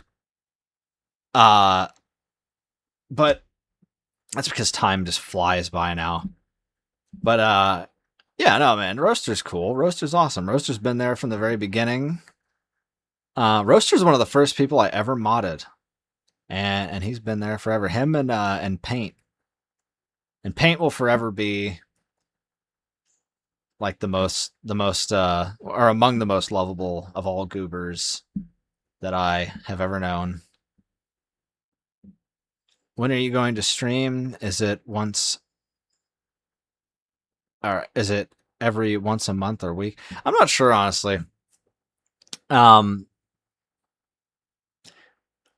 Yeah, I really don't know. I just, I just kind of do it whenever. Kind of jump in and out.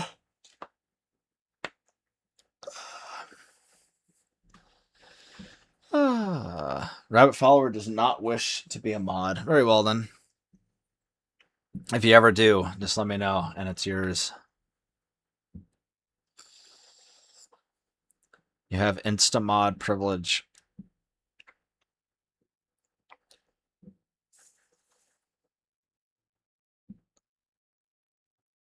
Will you be watching the animated... Hold on a second. I gotta go get a drink. I have one right over here, but I gotta get up and get some. I've been talking for like 2 hours. My voice is gonna go out here in a minute. So I'll be right back.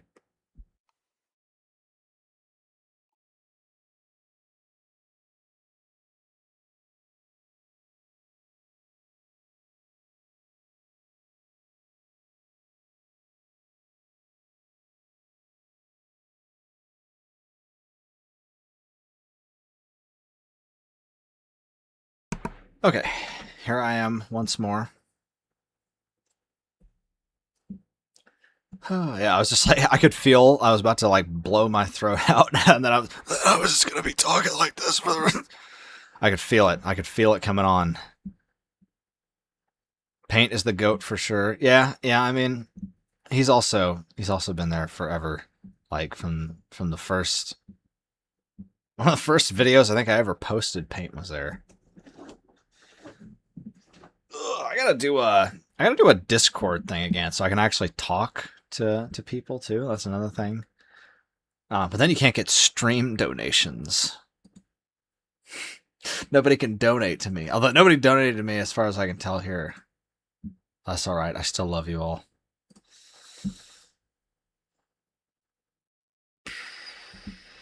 I don't blame y'all. Nobody got no money anymore.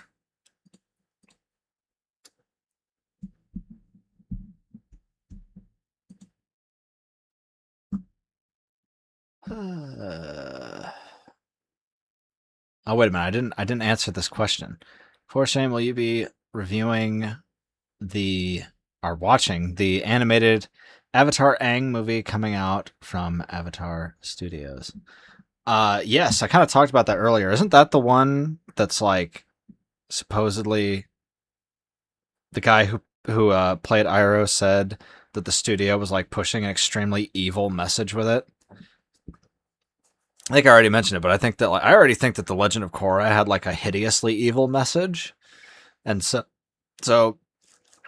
I'm definitely not primed to think that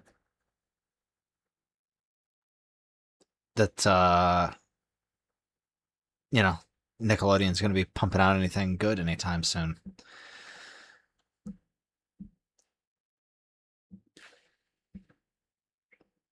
What's your opinion on the DC cinematic universe? Like the DC EU. I actually like some stuff about the DCEU.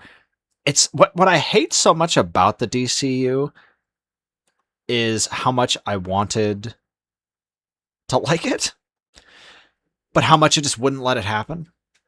Like for example, and I don't know if this is what you're talking about. I don't know if you're talking about the Snyderverse or if you're talking about the like the modern James Gunn universe. But I don't know. I guess you have to clarify with that one because I have different thoughts depending on which one you're talking about. I think you can still host something through Discord and stream via YouTube if you want to use monetization features. You just need permission from everyone in the call. Yeah, I mean, I feel like though if I'm gonna stream on Discord, or not stream on Discord, but talk on Discord, then uh,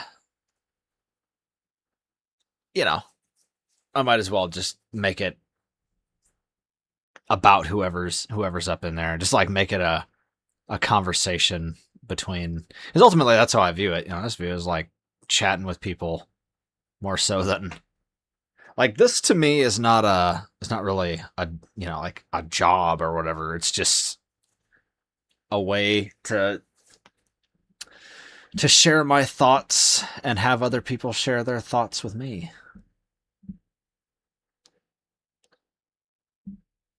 New Avatar movie won't even be released in theaters. It's going straight to streaming for whatever reason. Oh yeah. It's because isn't that because it got leaked?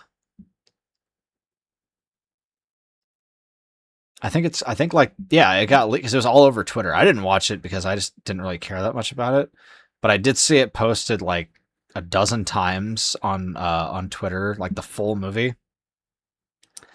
So that's probably why. If that's the thing I'm thinking of, there might be another Avatar project that I just don't know about. But talking about the Snyder one, oh,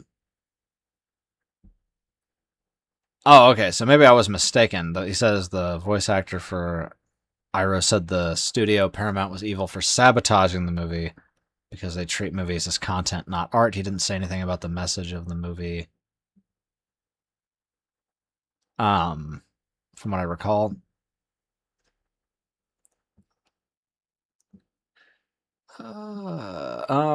Okay, yeah. So I guess I was wrong. That's all right. I do still hold too, though, that animation studios have become like noticeably more overtly evil in their messaging. But I don't know, whatever. That was earlier. I've moved on to other things now. Just check my profile. I've been here for 4 years, or for 4 years, a few weeks from now, I'm old. Yeah, I mean, I think we're like the same age, right? I'm 26, so I don't know how old you'd be. But no, it's really awesome that you stuck around this long, man. It really is. Like it's pretty damn cool.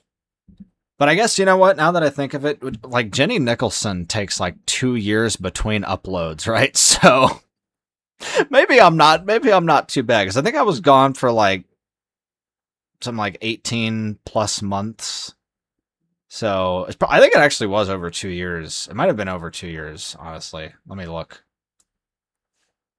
Yeah, it was about 2 years. So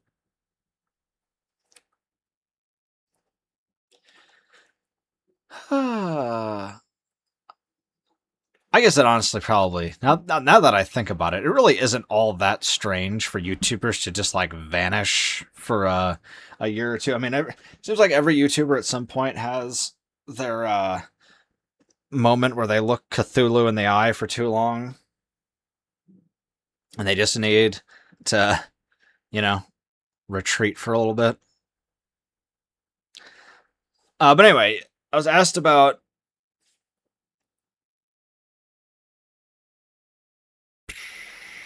what was it again? Oh yeah, the DCEU. So it was the Snyder one, right? Yeah, the Snyder one. So I think that the DCU did a lot of really cool stuff, and it did a lot of unforgivably terrible, stupid stuff. So, like, for example, I love the Aquaman movie. I know people really dogpiled that movie. That movie looks fantastic, except for the like, um, some of the underwater stuff looks really rough, and the Ocean Master guy's costume looked terrible because it was all CGI. I feel like that was a major letdown. Like they could have made that so much better. But I really liked Aquaman because I felt like it was one of the first DC movies I'd ever seen that had like a very DC Comics message, in that Aquaman learns the lesson to show mercy even to his enemies, right? I think that's great. It's a very DC kind of message, and you got like the Justice League's whole deal is supposed to be they don't kill people. So, I thought that was pretty great. And I also loved in the Shazam movie how his I don't know if it's like his moral arc or whatever, but by the end Shazam chooses not to kill the bad guy. I thought that was really neat. I thought that a lot of the DCU projects, it was a mixed bag, honestly, though, unfortunately. But it was like, if they didn't just look like they were filmed in a graveyard and were, completely dead and gray, whenever it wasn't directed by Zack Snyder, I mean, then the movies were beautiful. Like Aquaman looks fantastic to me. Shazam is a really good looking movie. I think that there was a lot of cool ideas that they played with, like the idea that all the gods are dead. I thought was a very interesting idea to throw in there with DC, because usually they don't really reckon with the concept of the divine at all. And even though I didn't find their answer to why all the gods are dead very satisfying, I thought that was a bold idea that I was behind.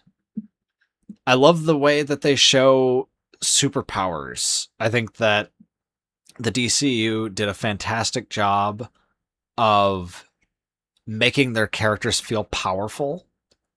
Like the way that, like, if some character has super speed, they just make it look almost like teleportation, And I thought that was really neat. I also love how whenever a super strong character punches somebody, rather than it just being like they get punched and they fly backwards at like the speed that someone would fly backwards if you shove them really hard.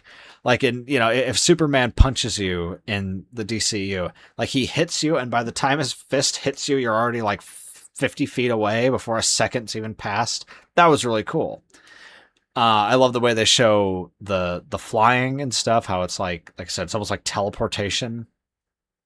So I thought that was great. I love the way that they do like the lightning effects for Shazam and stuff. But yeah, I mean, I thought there was pros and there was cons, but the cons are like the half of the movies that don't look really, beautiful and everything with practical effects and all that are like hideous CG gray slop, so I was not a big fan of the look of like Batman versus Superman or the Snyder Justice League. I mean, my God, the Snyder Justice League is the grayest movie I've ever seen. It's like, I don't know. It just, Zack Snyder hates the color blue more than any person I've never seen any person depict the ocean as brown. He's the first person that I've ever seen do that in a movie. And I don't think that it holds up very well as a creative decision. But and also too, like the messaging of the other half, because see, like on one hand, I just praised the messaging of Aquaman and Shazam, and then like Batman shoots people with machine guns and burns them alive, which is not very DC Especially not very, very Batman. Like, if there's one character in DC that shouldn't shoot people with machine guns, it's Batman. And yet he does it. So, like, I don't know. I remember watching the movie, and the first time I was there, I was sitting in the theater, and I was just like, when it got to Batman, I was thinking to myself, like, did they want the children to be afraid of Batman? Do they think that, like, this is gonna sell toys? That there's any children in this world that are going to look at this Batman that, like, brands people and stabs them with knives and shoots them and think like, oh boy, I want to play with that. I don't think they did. And well, actually, not just I don't think they did. I know they didn't, because uh toy sales were, like, abysmally awful and have never recovered, by the way. Like, Batman v Superman dealt a blow to Batman merchandise that, even though obviously it's Batman, so, like, there's only so much it can fall, but, like, they didn't sell toys worth of crap for all the time that they sorry, I'm getting distracted now reading these comments. I forgot what I was. Oh yeah, but I think that it kind of bears itself out that the toy sales were so abysmal when that movie came out. And, like, if you look at Lego, for example, Lego hasn't released, I think the only DC sets that they've released for, like, the past, God, what has it been, like, something like 10 years, maybe more, DC stuff other than just Batman. And their Batman sets are like a $500 Batcave or a I just saw it today. They announced a $250 Batmobile. So, but I guess what I'm saying is, like, the merchandise just kind of faded away. And so that's a killing blow for sure that Snyder dealt to the DCU. And that's the biggest complaint that I have about it, is that their Batman, like, I love so much about that Batman, and I hate almost everything else about him. What I mean is, okay, even though I hate that the costume looks like it's made out of duct tape, it's a really cool looking costume, like, I like the shorter ear Batman has always been my favorite one. I like that it's gray. It's not just all black. I hate the Nolan Batman suit because he can't move around in it. Like, he can't move in the damn suit because it's like a, some kind of Iron Man suit practically that they've got him in. It's all, Kevlar plates rather than a spandex suit. Easily, hands down, I think that Batman v Superman has the best Batman fight of all time. Even though he kills people in it, which is very disappointing, obviously. I think that Batman, that fight that he has in the warehouse is the coolest Batman fight that I've ever seen in my life. Like, I've never seen a Batman movie, or any Batman thing, period, come anywhere close to being as cool as that was. And the fact that, like, so much of that fight was, like, actually... It wasn't just CG, like, a lot of that was actually real, even like when he, I was amazed. I remember watching the behind the scenes where when he grabs that one dude and, like, throws him on the ground and the boards, like, come up out of the ground and then he throws a dude into the wall. I thought that was computer generated, but I saw the behind the scenes and that was actually real. Obviously, he didn't throw him into, like, real boards. So I'm saying, like, a lot more of that was practical than I thought. And so that was amazing. The fact that, like, the Batmobile was also not CG, that was a real thing that they built around, like, the I think, if I remember right, they had to put the engine in the back. It was like a whole custom thing. They like got the frame of a real car and then essentially built up this thing totally from the ground up, which that's awesome. And, like, the Batmobile, I got my problems with it, but I think it looks pretty cool. I wish that the machine guns were hidden and, like, came out rather than just being there all the time. I think that's kind of lame. And I think it's lame that there's no bat symbol on it. There's, like, that, it's barely a bat symbol that's on the front, but I don't even count that because it's like you would never notice that if you weren't looking for it. But anyway, I think I've answered the question enough about my feelings on that one. Why is Morbius so bad? I mean, I guess just watch it. I've watched Morbius. I put myself through that. Paramount Wax already planning to release it on streaming. Very strange. A lot of movies got leaked and ended up in theaters. It doesn't seem to affect the last Amazing Digital Circus. You know, I haven't seen the ending of the Amazing Digital Circus, but I'm priming myself to hate it, just so that way I'll be extra happy if I end up loving it. You know, because like I don't know what happens in the end, but I want the answer to the question to be satisfying. That's, you know, that's a difficult thing to pull off though, because I smell the nihilism. And I already, not only did I smell the nihilism with Hazbin Hotel, I tasted the nihilism. So I know the nihilism's there in that one. I don't know. I'm preparing myself for the Amazing Digital Circus to end up disappointing me. But we'll see. I've only seen like 4 episodes. Or no, I don't know. Let me think. What was the last one I saw? The one where they all play...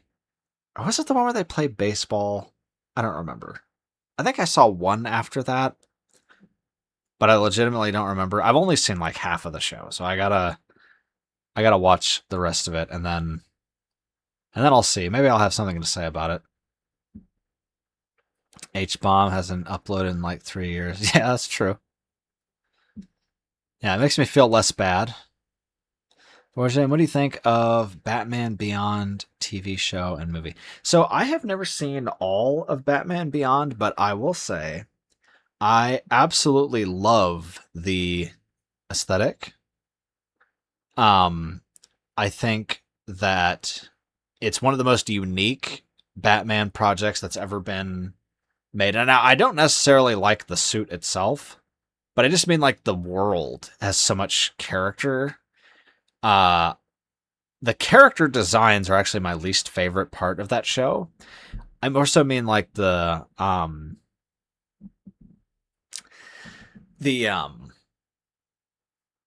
world itself. Like the city the city is like a character in and of itself, and it's one of the most interesting depictions of Gotham I've ever seen, because Gotham is usually this old decayed gothic 18th century almost, you know. It almost looks like it's something out of a fairy tale, where it looks as real as it's not real, you know. And I think it's a great metaphor for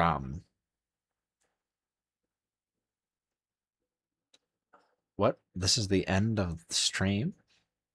Oh, no, not yet. Not yet. I thought I panicked for a second. I was like, "What is my stream cutting out?" But no, you know, I'll stick on here for a few more minutes. I'm not in any particular rush. I'll try to catch up in the chat, and then I'll probably head out in like 10 or 15 or whatever. I don't know. We'll see. I'll go as long as I need to, but probably not super long. But I will stream again sometime this week, and you know, I got the video premiering tomorrow, so y'all get more of me. But anyway, what was I saying? I was saying Gotham is like this ancient, well, not ancient, but you know, very old and Victorian city, and so seeing that clash with the sort of futuristic aesthetic, I thought was very interesting, and also very thematically satisfying, because you know, Gotham, I think, is supposed to be a city that peaks the veil, or you know, peeks behind the veil between reality and the fantasy world of you know, like, and that Batman is obviously the fantastical grounding of this place that almost seems to be as weird as he is. And so to see like modernity in a sense sort of capture Gotham, I think is a neat contrast. So Batman Beyond is one that I intend to watch all the way through. It's just that I've never been able to find it anywhere that I didn't have to pay for it, and I hate the idea of paying for something that I might not like. Oh yeah, and also too, the opening, the theme song is super badass. Like Batman Beyond has probably the coolest opening to any DC show ever. I mean that song is amazing. Any thoughts on My Adventures with Superman? So I think I only watched one episode of it. I haven't got a full enough, you know, taste of it to, to have a concrete opinion.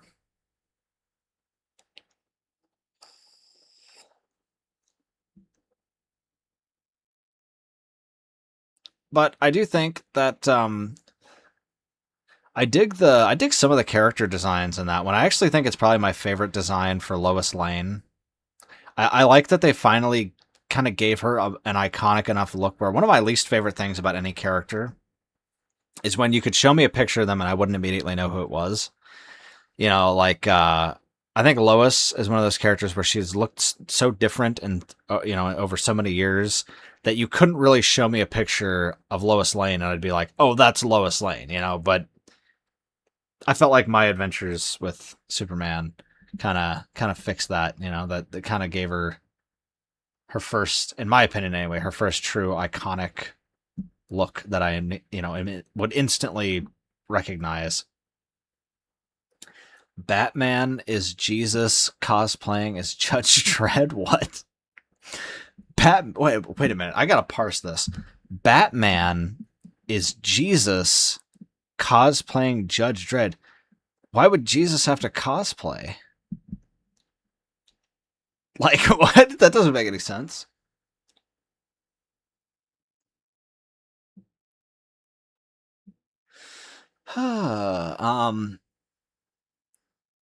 Like Judge Dredd is the law, man, but Jesus is the law. So, Fright for Dingo, man. I don't know what you're talking about. Good night. Oh, there goes Carlos. There goes the dingo himself. He's gone too. Have you watched any Apple TV shows? Don't you have to pay for Apple TV?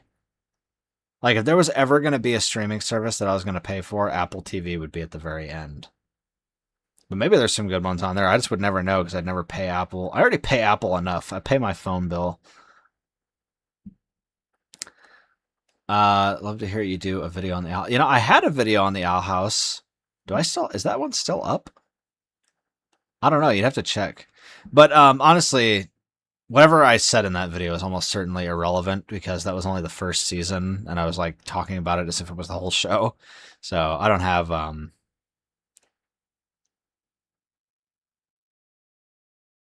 the full context in that video. But the Owl House is one that I will almost certainly watch. It's very short. I mean, like, shockingly short. It's only like 2 full seasons, and I think there's 2 or 3 episodes in the 3rd season, so it shouldn't be that hard. But also, too, I'd have to have something to say about it, which I don't know that I would. Looking forward to... Oh, Fright for Dingo is not gone. There he is. I thought you said I thought GN meant good night.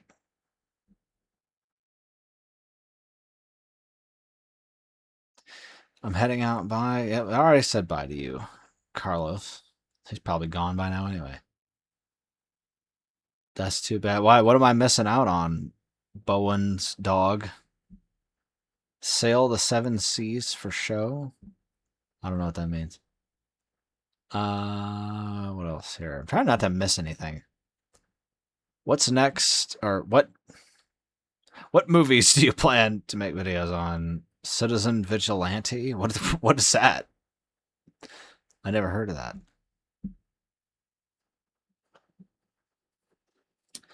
Just joined your Discord 30 minutes ago. Seems like an interesting place so far. Well, welcome, Melkor. Melkor Rising? Is this named after the Melkor from Tolkien's mythology?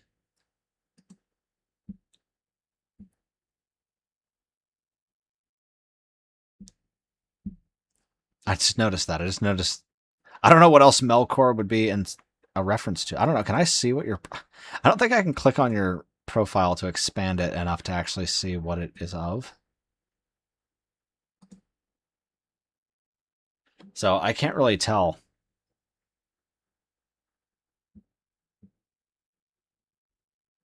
Oh, UA Boll's still making movies? I thought they revoked his license. Oh, UA Boll. I'm kidding, by the way. I know you don't actually have a license to make movies. That's a joke. But I did not know that anyone would ever give UA Boll money to make a movie ever again. You know, the thing is, I am an edgelord to some extent. Like, don't get me wrong. I love a healthy dose of much of what people would call edgy. UA Boll sometimes for me is just. Let me actually think. What is a UA Boll movie that I like? Is there such a thing? I haven't seen Postal. Maybe that one's funny. I don't know. I thought Rampage was just like I don't know, weirdly. It almost seemed like pro-terrorist to me in like the most uncomfortable way possible. Not in like a V for Vendetta way, more in like a, I don't know, like a I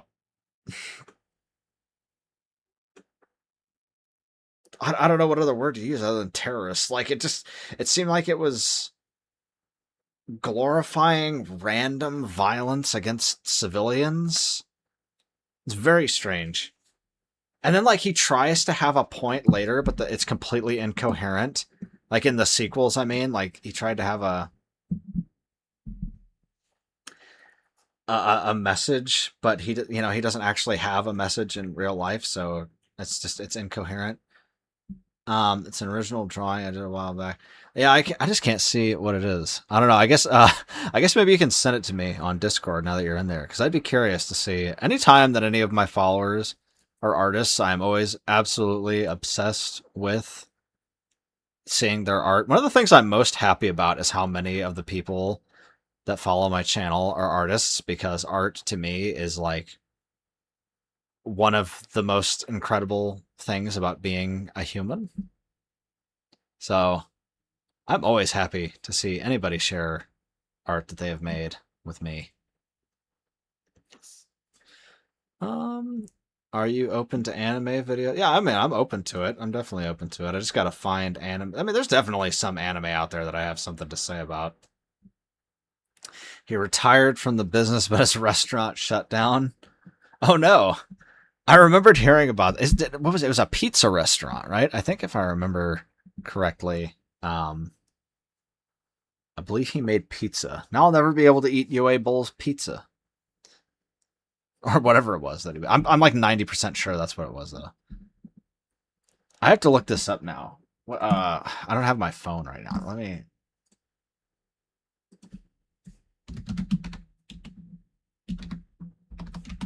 What movie have you made, UA Boll?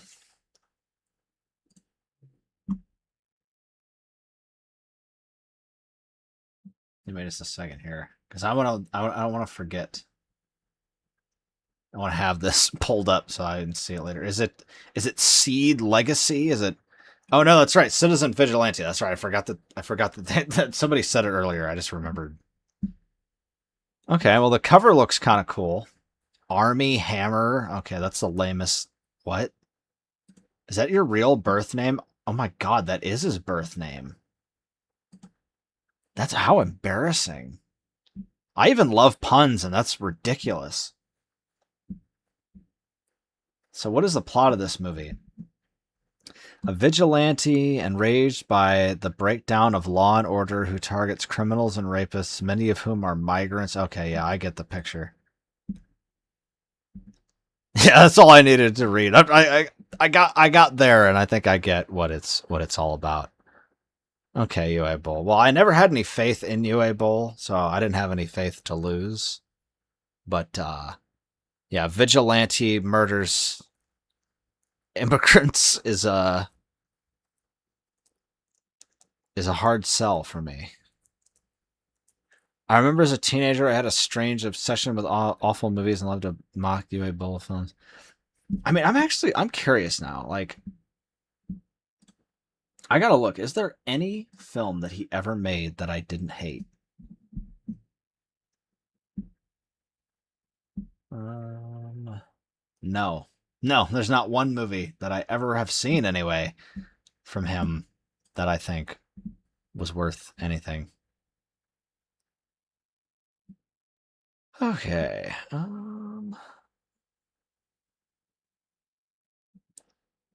I remember as a teenager, I had a strange obsession to awful movie. Oh yeah, I already read that. I'm reading the same things again now.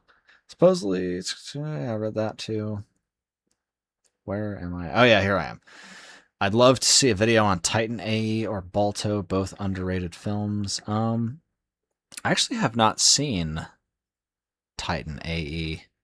I would probably like it, honestly. Or maybe I have and I just don't remember. I don't know. Also, Melkor, go ahead, man. Yeah, you can ping me on there. It's all good. I don't get that. I know there's some people like, what is his name? The trench coat guy who reviewed Mr. I want to call him Mr. Under. That's not his name. He has some ridiculous name like that, and like his character just looks like the Stranger Danger guy. I remember he got super pissed. I just saw a screenshot of it on Twitter. That's the only reason I know. He got super pissed at somebody for pinging him. I don't actually care that much about people pinging me. If the mods give you any shit about it, I mean, like it's really not that big of a deal. Just try not to make too much of a habit of it.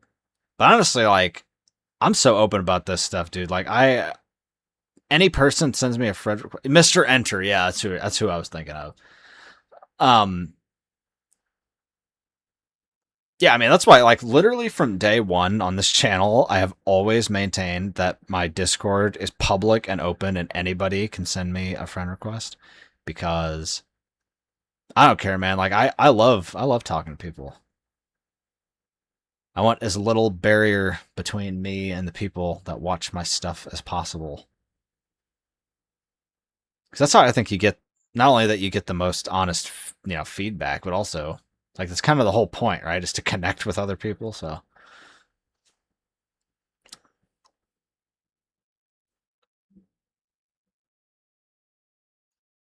Would you make a video about Beastars? I haven't seen Beastars. I think it was called Bauhaus as restaurant. That's sad. Poor old UA Bowls Pizza Restaurant gone. Do you prefer 2D or 3D animation overall? I always prefer 2D because I think there's something especially beautiful about the fact that it's created literally by human hands. 3D animation has its place to be sure, but I have a strong preference for 2D. I think it feels more alive. It feels more human, It's annoying if it's a huge server and happens constantly, but yeah, I mean that's fair. Do you design your video avatar expressions yourself, or did you commit? No, I didn't do the art for that. That's I commissioned. She's gone now. She like disappeared off the face of the earth. But the artist was named Blurbles. It was hilarious, right? Because like I commissioned her, and then I asked her like a week later if she would be interested in being commissioned again to do something for the header, right? For like or whatever you call it, oh god, what do you call it? Not the profile pic, but the other. I just call it the header. I don't know what the actual name for it is. But I asked that, and then she's just like enthusiastically and aggressively said no, and then like had a big meltdown on Twitter about whatever it was. I don't even remember what it was. It wasn't even like she was specifically angry at me. It's just like I happened to message her when she was furious, and then she vanished from the face of the earth and has never been seen again.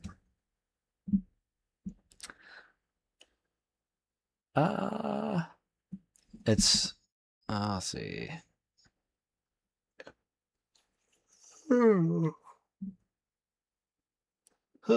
If Markiplier or whatever had his notifications on all the time, it'd be nonstop. Yeah, that's true. I mean, Even if I was, this is the honest to God truth about me. Even if I was at the level of like a Markiplier or something, I would still keep my Discord public and let whoever wanted to send me friend requests. Just because, I mean, already if like, if somebody doesn't say anything to me for like years or whatever, and they only ever said hi and then never said anything else, then eventually I'll just, remove the thing. So it's not that big of a deal. But I love meeting new people, man. I love meeting new people in any avenue, no matter what it is. So I don't know. I just feel like there's kind of like a weird buffer between a lot of content creators and the people that watch their content. Because like, who is it made for if not you guys? Like it's literally the only reason that this even exists. I watched your Elio video. I didn't know how messy the message of the film. Yeah, I mean, honestly, I was flabbergasted. I gotta get my girlfriend on here at some point so she can tell you all about my reaction the first time that I watched Elio, because I feel like I couldn't do justice to it. I mean, I seriously stayed up for 3 hours after I watched that movie, just ranting about how much I was upset at the message of the of the film. Like I hated it more than I ever anticipated. Like I actually thought I was gonna like Elio going into it. Because here's the thing, it was horrible because at first I thought, okay, it's just gonna be some Disney slop garbage. Like I thought it was gonna be in the vein of all these other movies that I didn't like in the first place. And then I go and I start watching it and I'm thinking, hey, you know what? I kind of like Elio. I like Elio as a character. I think Elio's pretty cool. I think he's a fun character. And then it betrayed me. TBF Bull's restaurant wasn't terrible. Got a few awards before it shut down. The business is just rough AF. Something like 80% of them shut down for 2 years. Oh, did you go there, Rabbit? Did you did you try the UA Bowl pizza? Or do you just mean like you've heard word of mouth that it's good? Starting a small restaurant is a good idea if you like to work 100 hours a week and go into bankruptcy within 2 years. Yeah, that's fair.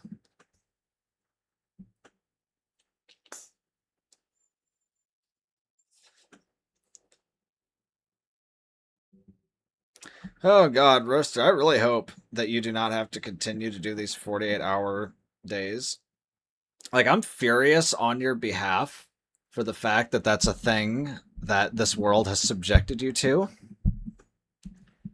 I don't know if I mentioned that earlier, but I feel like I need to, because you mentioned 100-hour work weeks, and it reminds me of the fact that you basically already have that worked in 2 days, or I mean, you have half of that worked in 2 days.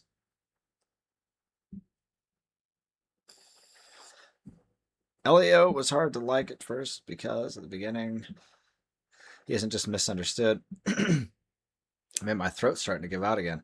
He also is just pushing people away, like the one guy at the beginning who wanted to bond over ham radios, but Elio doesn't. Well, that's true, but also, like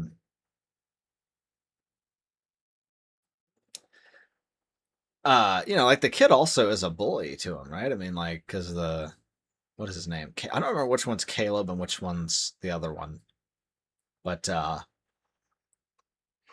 you know, the kid is there with the bullies, and then later he's with the kids that grab Elio up when they're gonna punch him in the face. Remember when UA Bowl invited critics? Yes, I do. When he invited the people who didn't like his movie to a boxing match.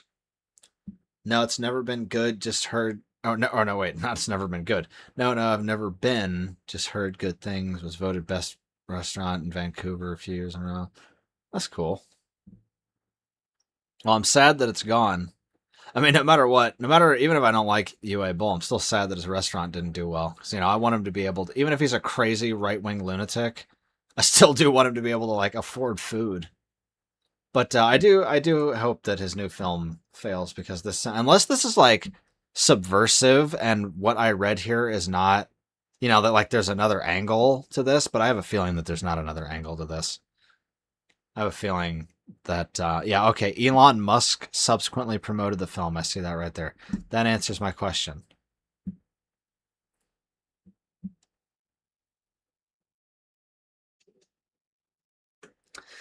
Oh, I do. It's just, or it's because I'm an emergency responder. It's not for profit or anything. It's just so we can be ready at any time. We're not awake and working the whole time. Okay. Your emergency responder. What do you like? Um. Oh God, what do they call them? EMT. Is that what you mean?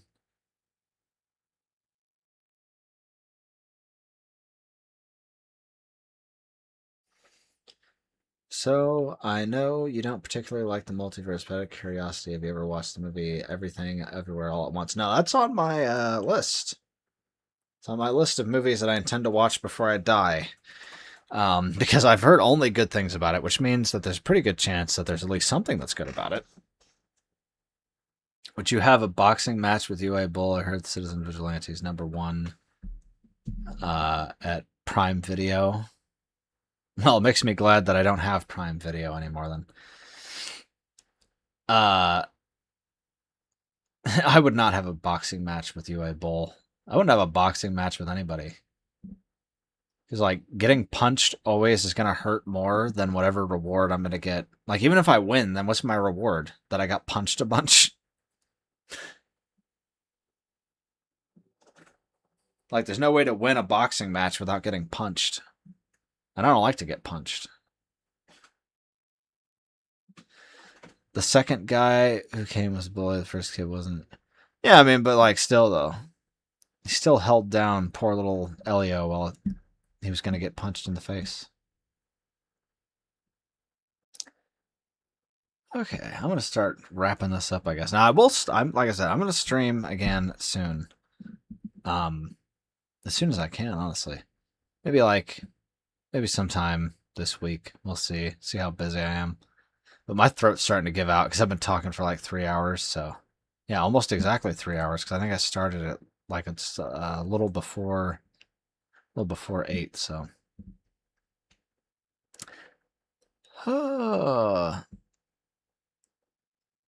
feel like mixed messaging. Like, is he a bully or not? Yeah, that's fair.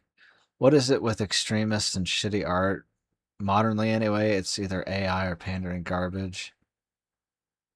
Pandering propaganda. Yeah, well, I mean, I think that kind of answers the question for you, right? I mean, like, I think that there's an argument to be made that extremists in general tend to not actually engage with or value art to any extent, because if your entire worldview can be boiled down to bug meat boot, then I think that there's really nothing complex or deep to it. Like, really, most extremism is just conformity. It's like it doesn't even have any internal logic most of the time. Like, its logic is just window dressing for lockstep conformity to whatever, like more or less that, to use a word I used earlier, critocracy, just like rule by the strongest.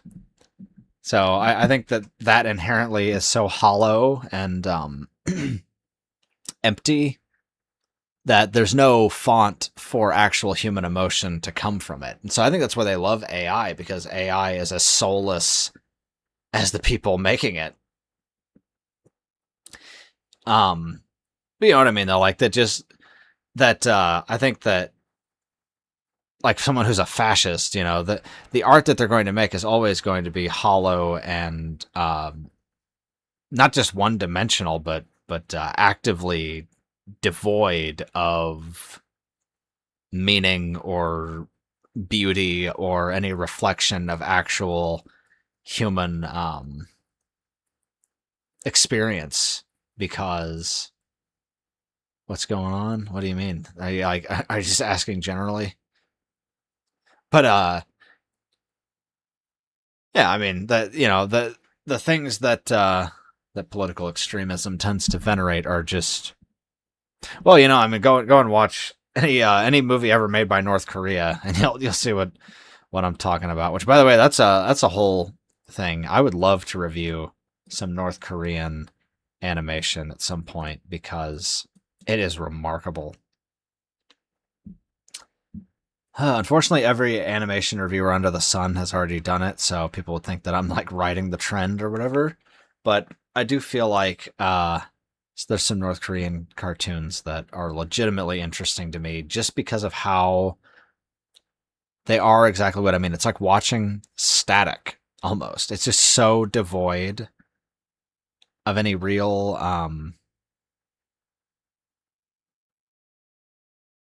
beauty or purpose. Because, the things that make people human are the very things that extremism wants to strip away.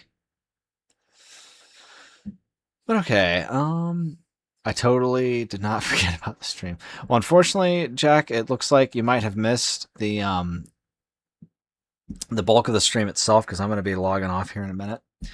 But like I said, I am going to stream again. I'll post probably. I might do. I don't know. Maybe I'll be spontaneous, but I'll try to keep everybody, included enough to know when I'm going to do it. Because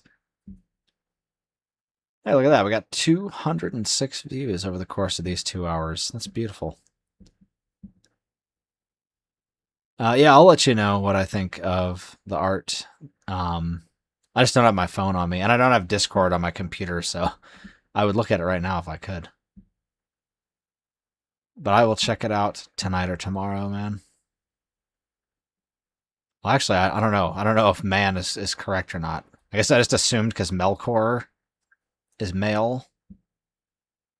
Or actually, is Melkor male? I mean, I don't know. Melkor's supposed to be an angel, right? So I don't know if that even makes any sense.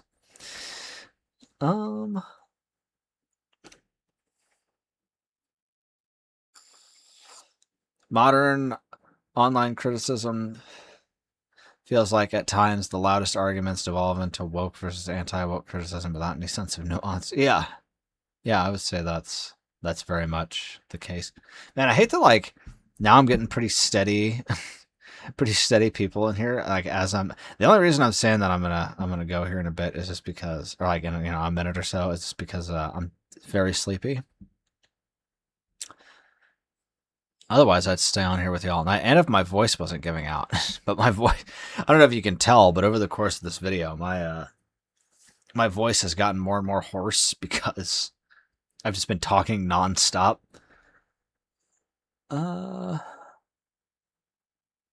Hedgehog and Squirrel. Yeah, maybe. But honestly, I want to do one that's less known. Because that rotten fiend Saberspark beat me to it. That diabolical dirt man. So, is he a diddler, by the way, or does it just feel like he is one? Because I don't know if I am misremembering this. Did he diddle anybody? or am I just being uncharitable? Because when I look at him, for some reason, I think of a rat. And it just makes me immediately think that he must be, surely, some kind of evil, cretinous monster. But it also just might be that I have some irrational,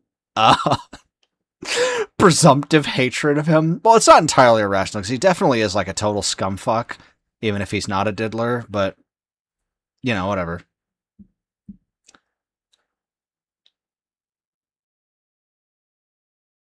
I'm glad you're one of the few channels that doesn't shoehorn advertisements into your videos. I did one sponsorship, one or two sponsorships, and one of them turned out to be a sponsor that I definitely deeply regretted. taking on. The only reason that I would ever do sponsorships is if, like, I just cannot find any other means of, making literally any money off of this channel, because already I don't make very much money off of this channel because, like I said, half of my videos are demonetized, or over half of my videos are demonetized. And, I don't tend to make a whole lot of money off of it. So, I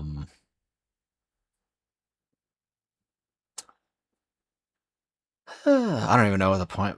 Like I said, I'm getting to the point of tiredness where I can barely even remember what I'm talking about.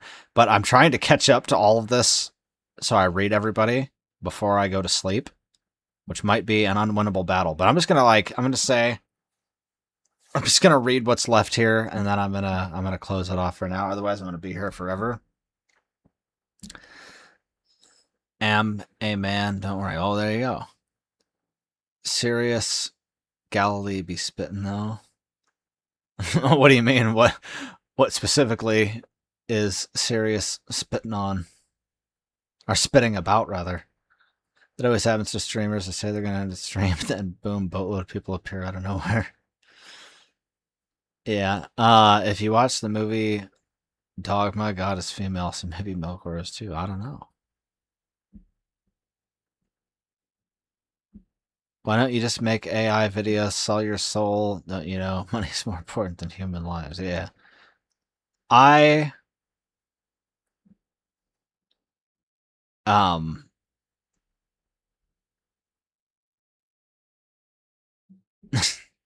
would rather that almost anything happened, to be honest with you, than engage with AI in any capacity. Like, it's so funny to me when I made that video back in like 2021, and whatever. I mean, like, I'm going to talk more about this in the actual video that I'm going to make about Wall-E, but I could never have dreamed. I was already anti-AI in a lot of ways, but I could never dream how anti-AI these last like 4 or 5 years have made me. Like, if I had any clue what AI was actually going to be like, my criticism and my approach to talking about AI would have been fundamentally and completely different. I think that, like, it's almost the most terrible thing that could exist in some ways to me. But, that's just one man's opinion.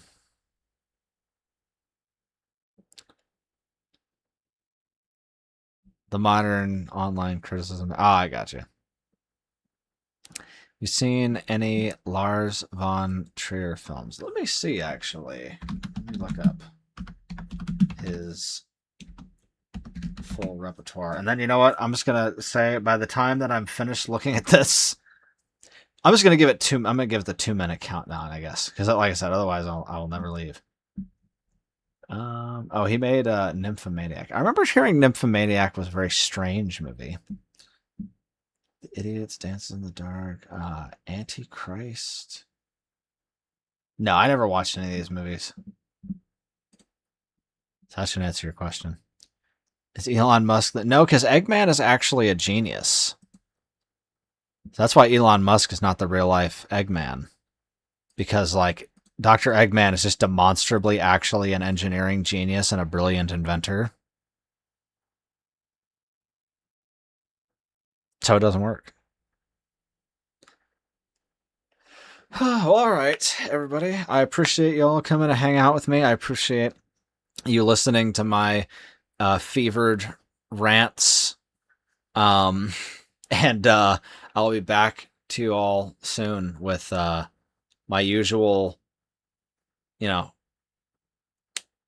absolutely unhinged combination of discussion topics. Like, what did we cover here? We covered, like, religion, basically all of the entire totality of the concept of politics, the degradation of modern art. I mean, there's nowhere that we won't go. But yeah, I love you all. Thank you so much for chilling with me. And I will see you again, hopefully, sooner rather than later. Like sometime this week, I'm gonna stream again. I don't know when. I'll keep you all posted, and I hope that you all will watch my video tomorrow. That will be premiering at 10 o'clock. 10 o'clock Central Daylight Time. That's what time zone I'm in. All right, whatever. I'll see you all soon enough, and goodbye.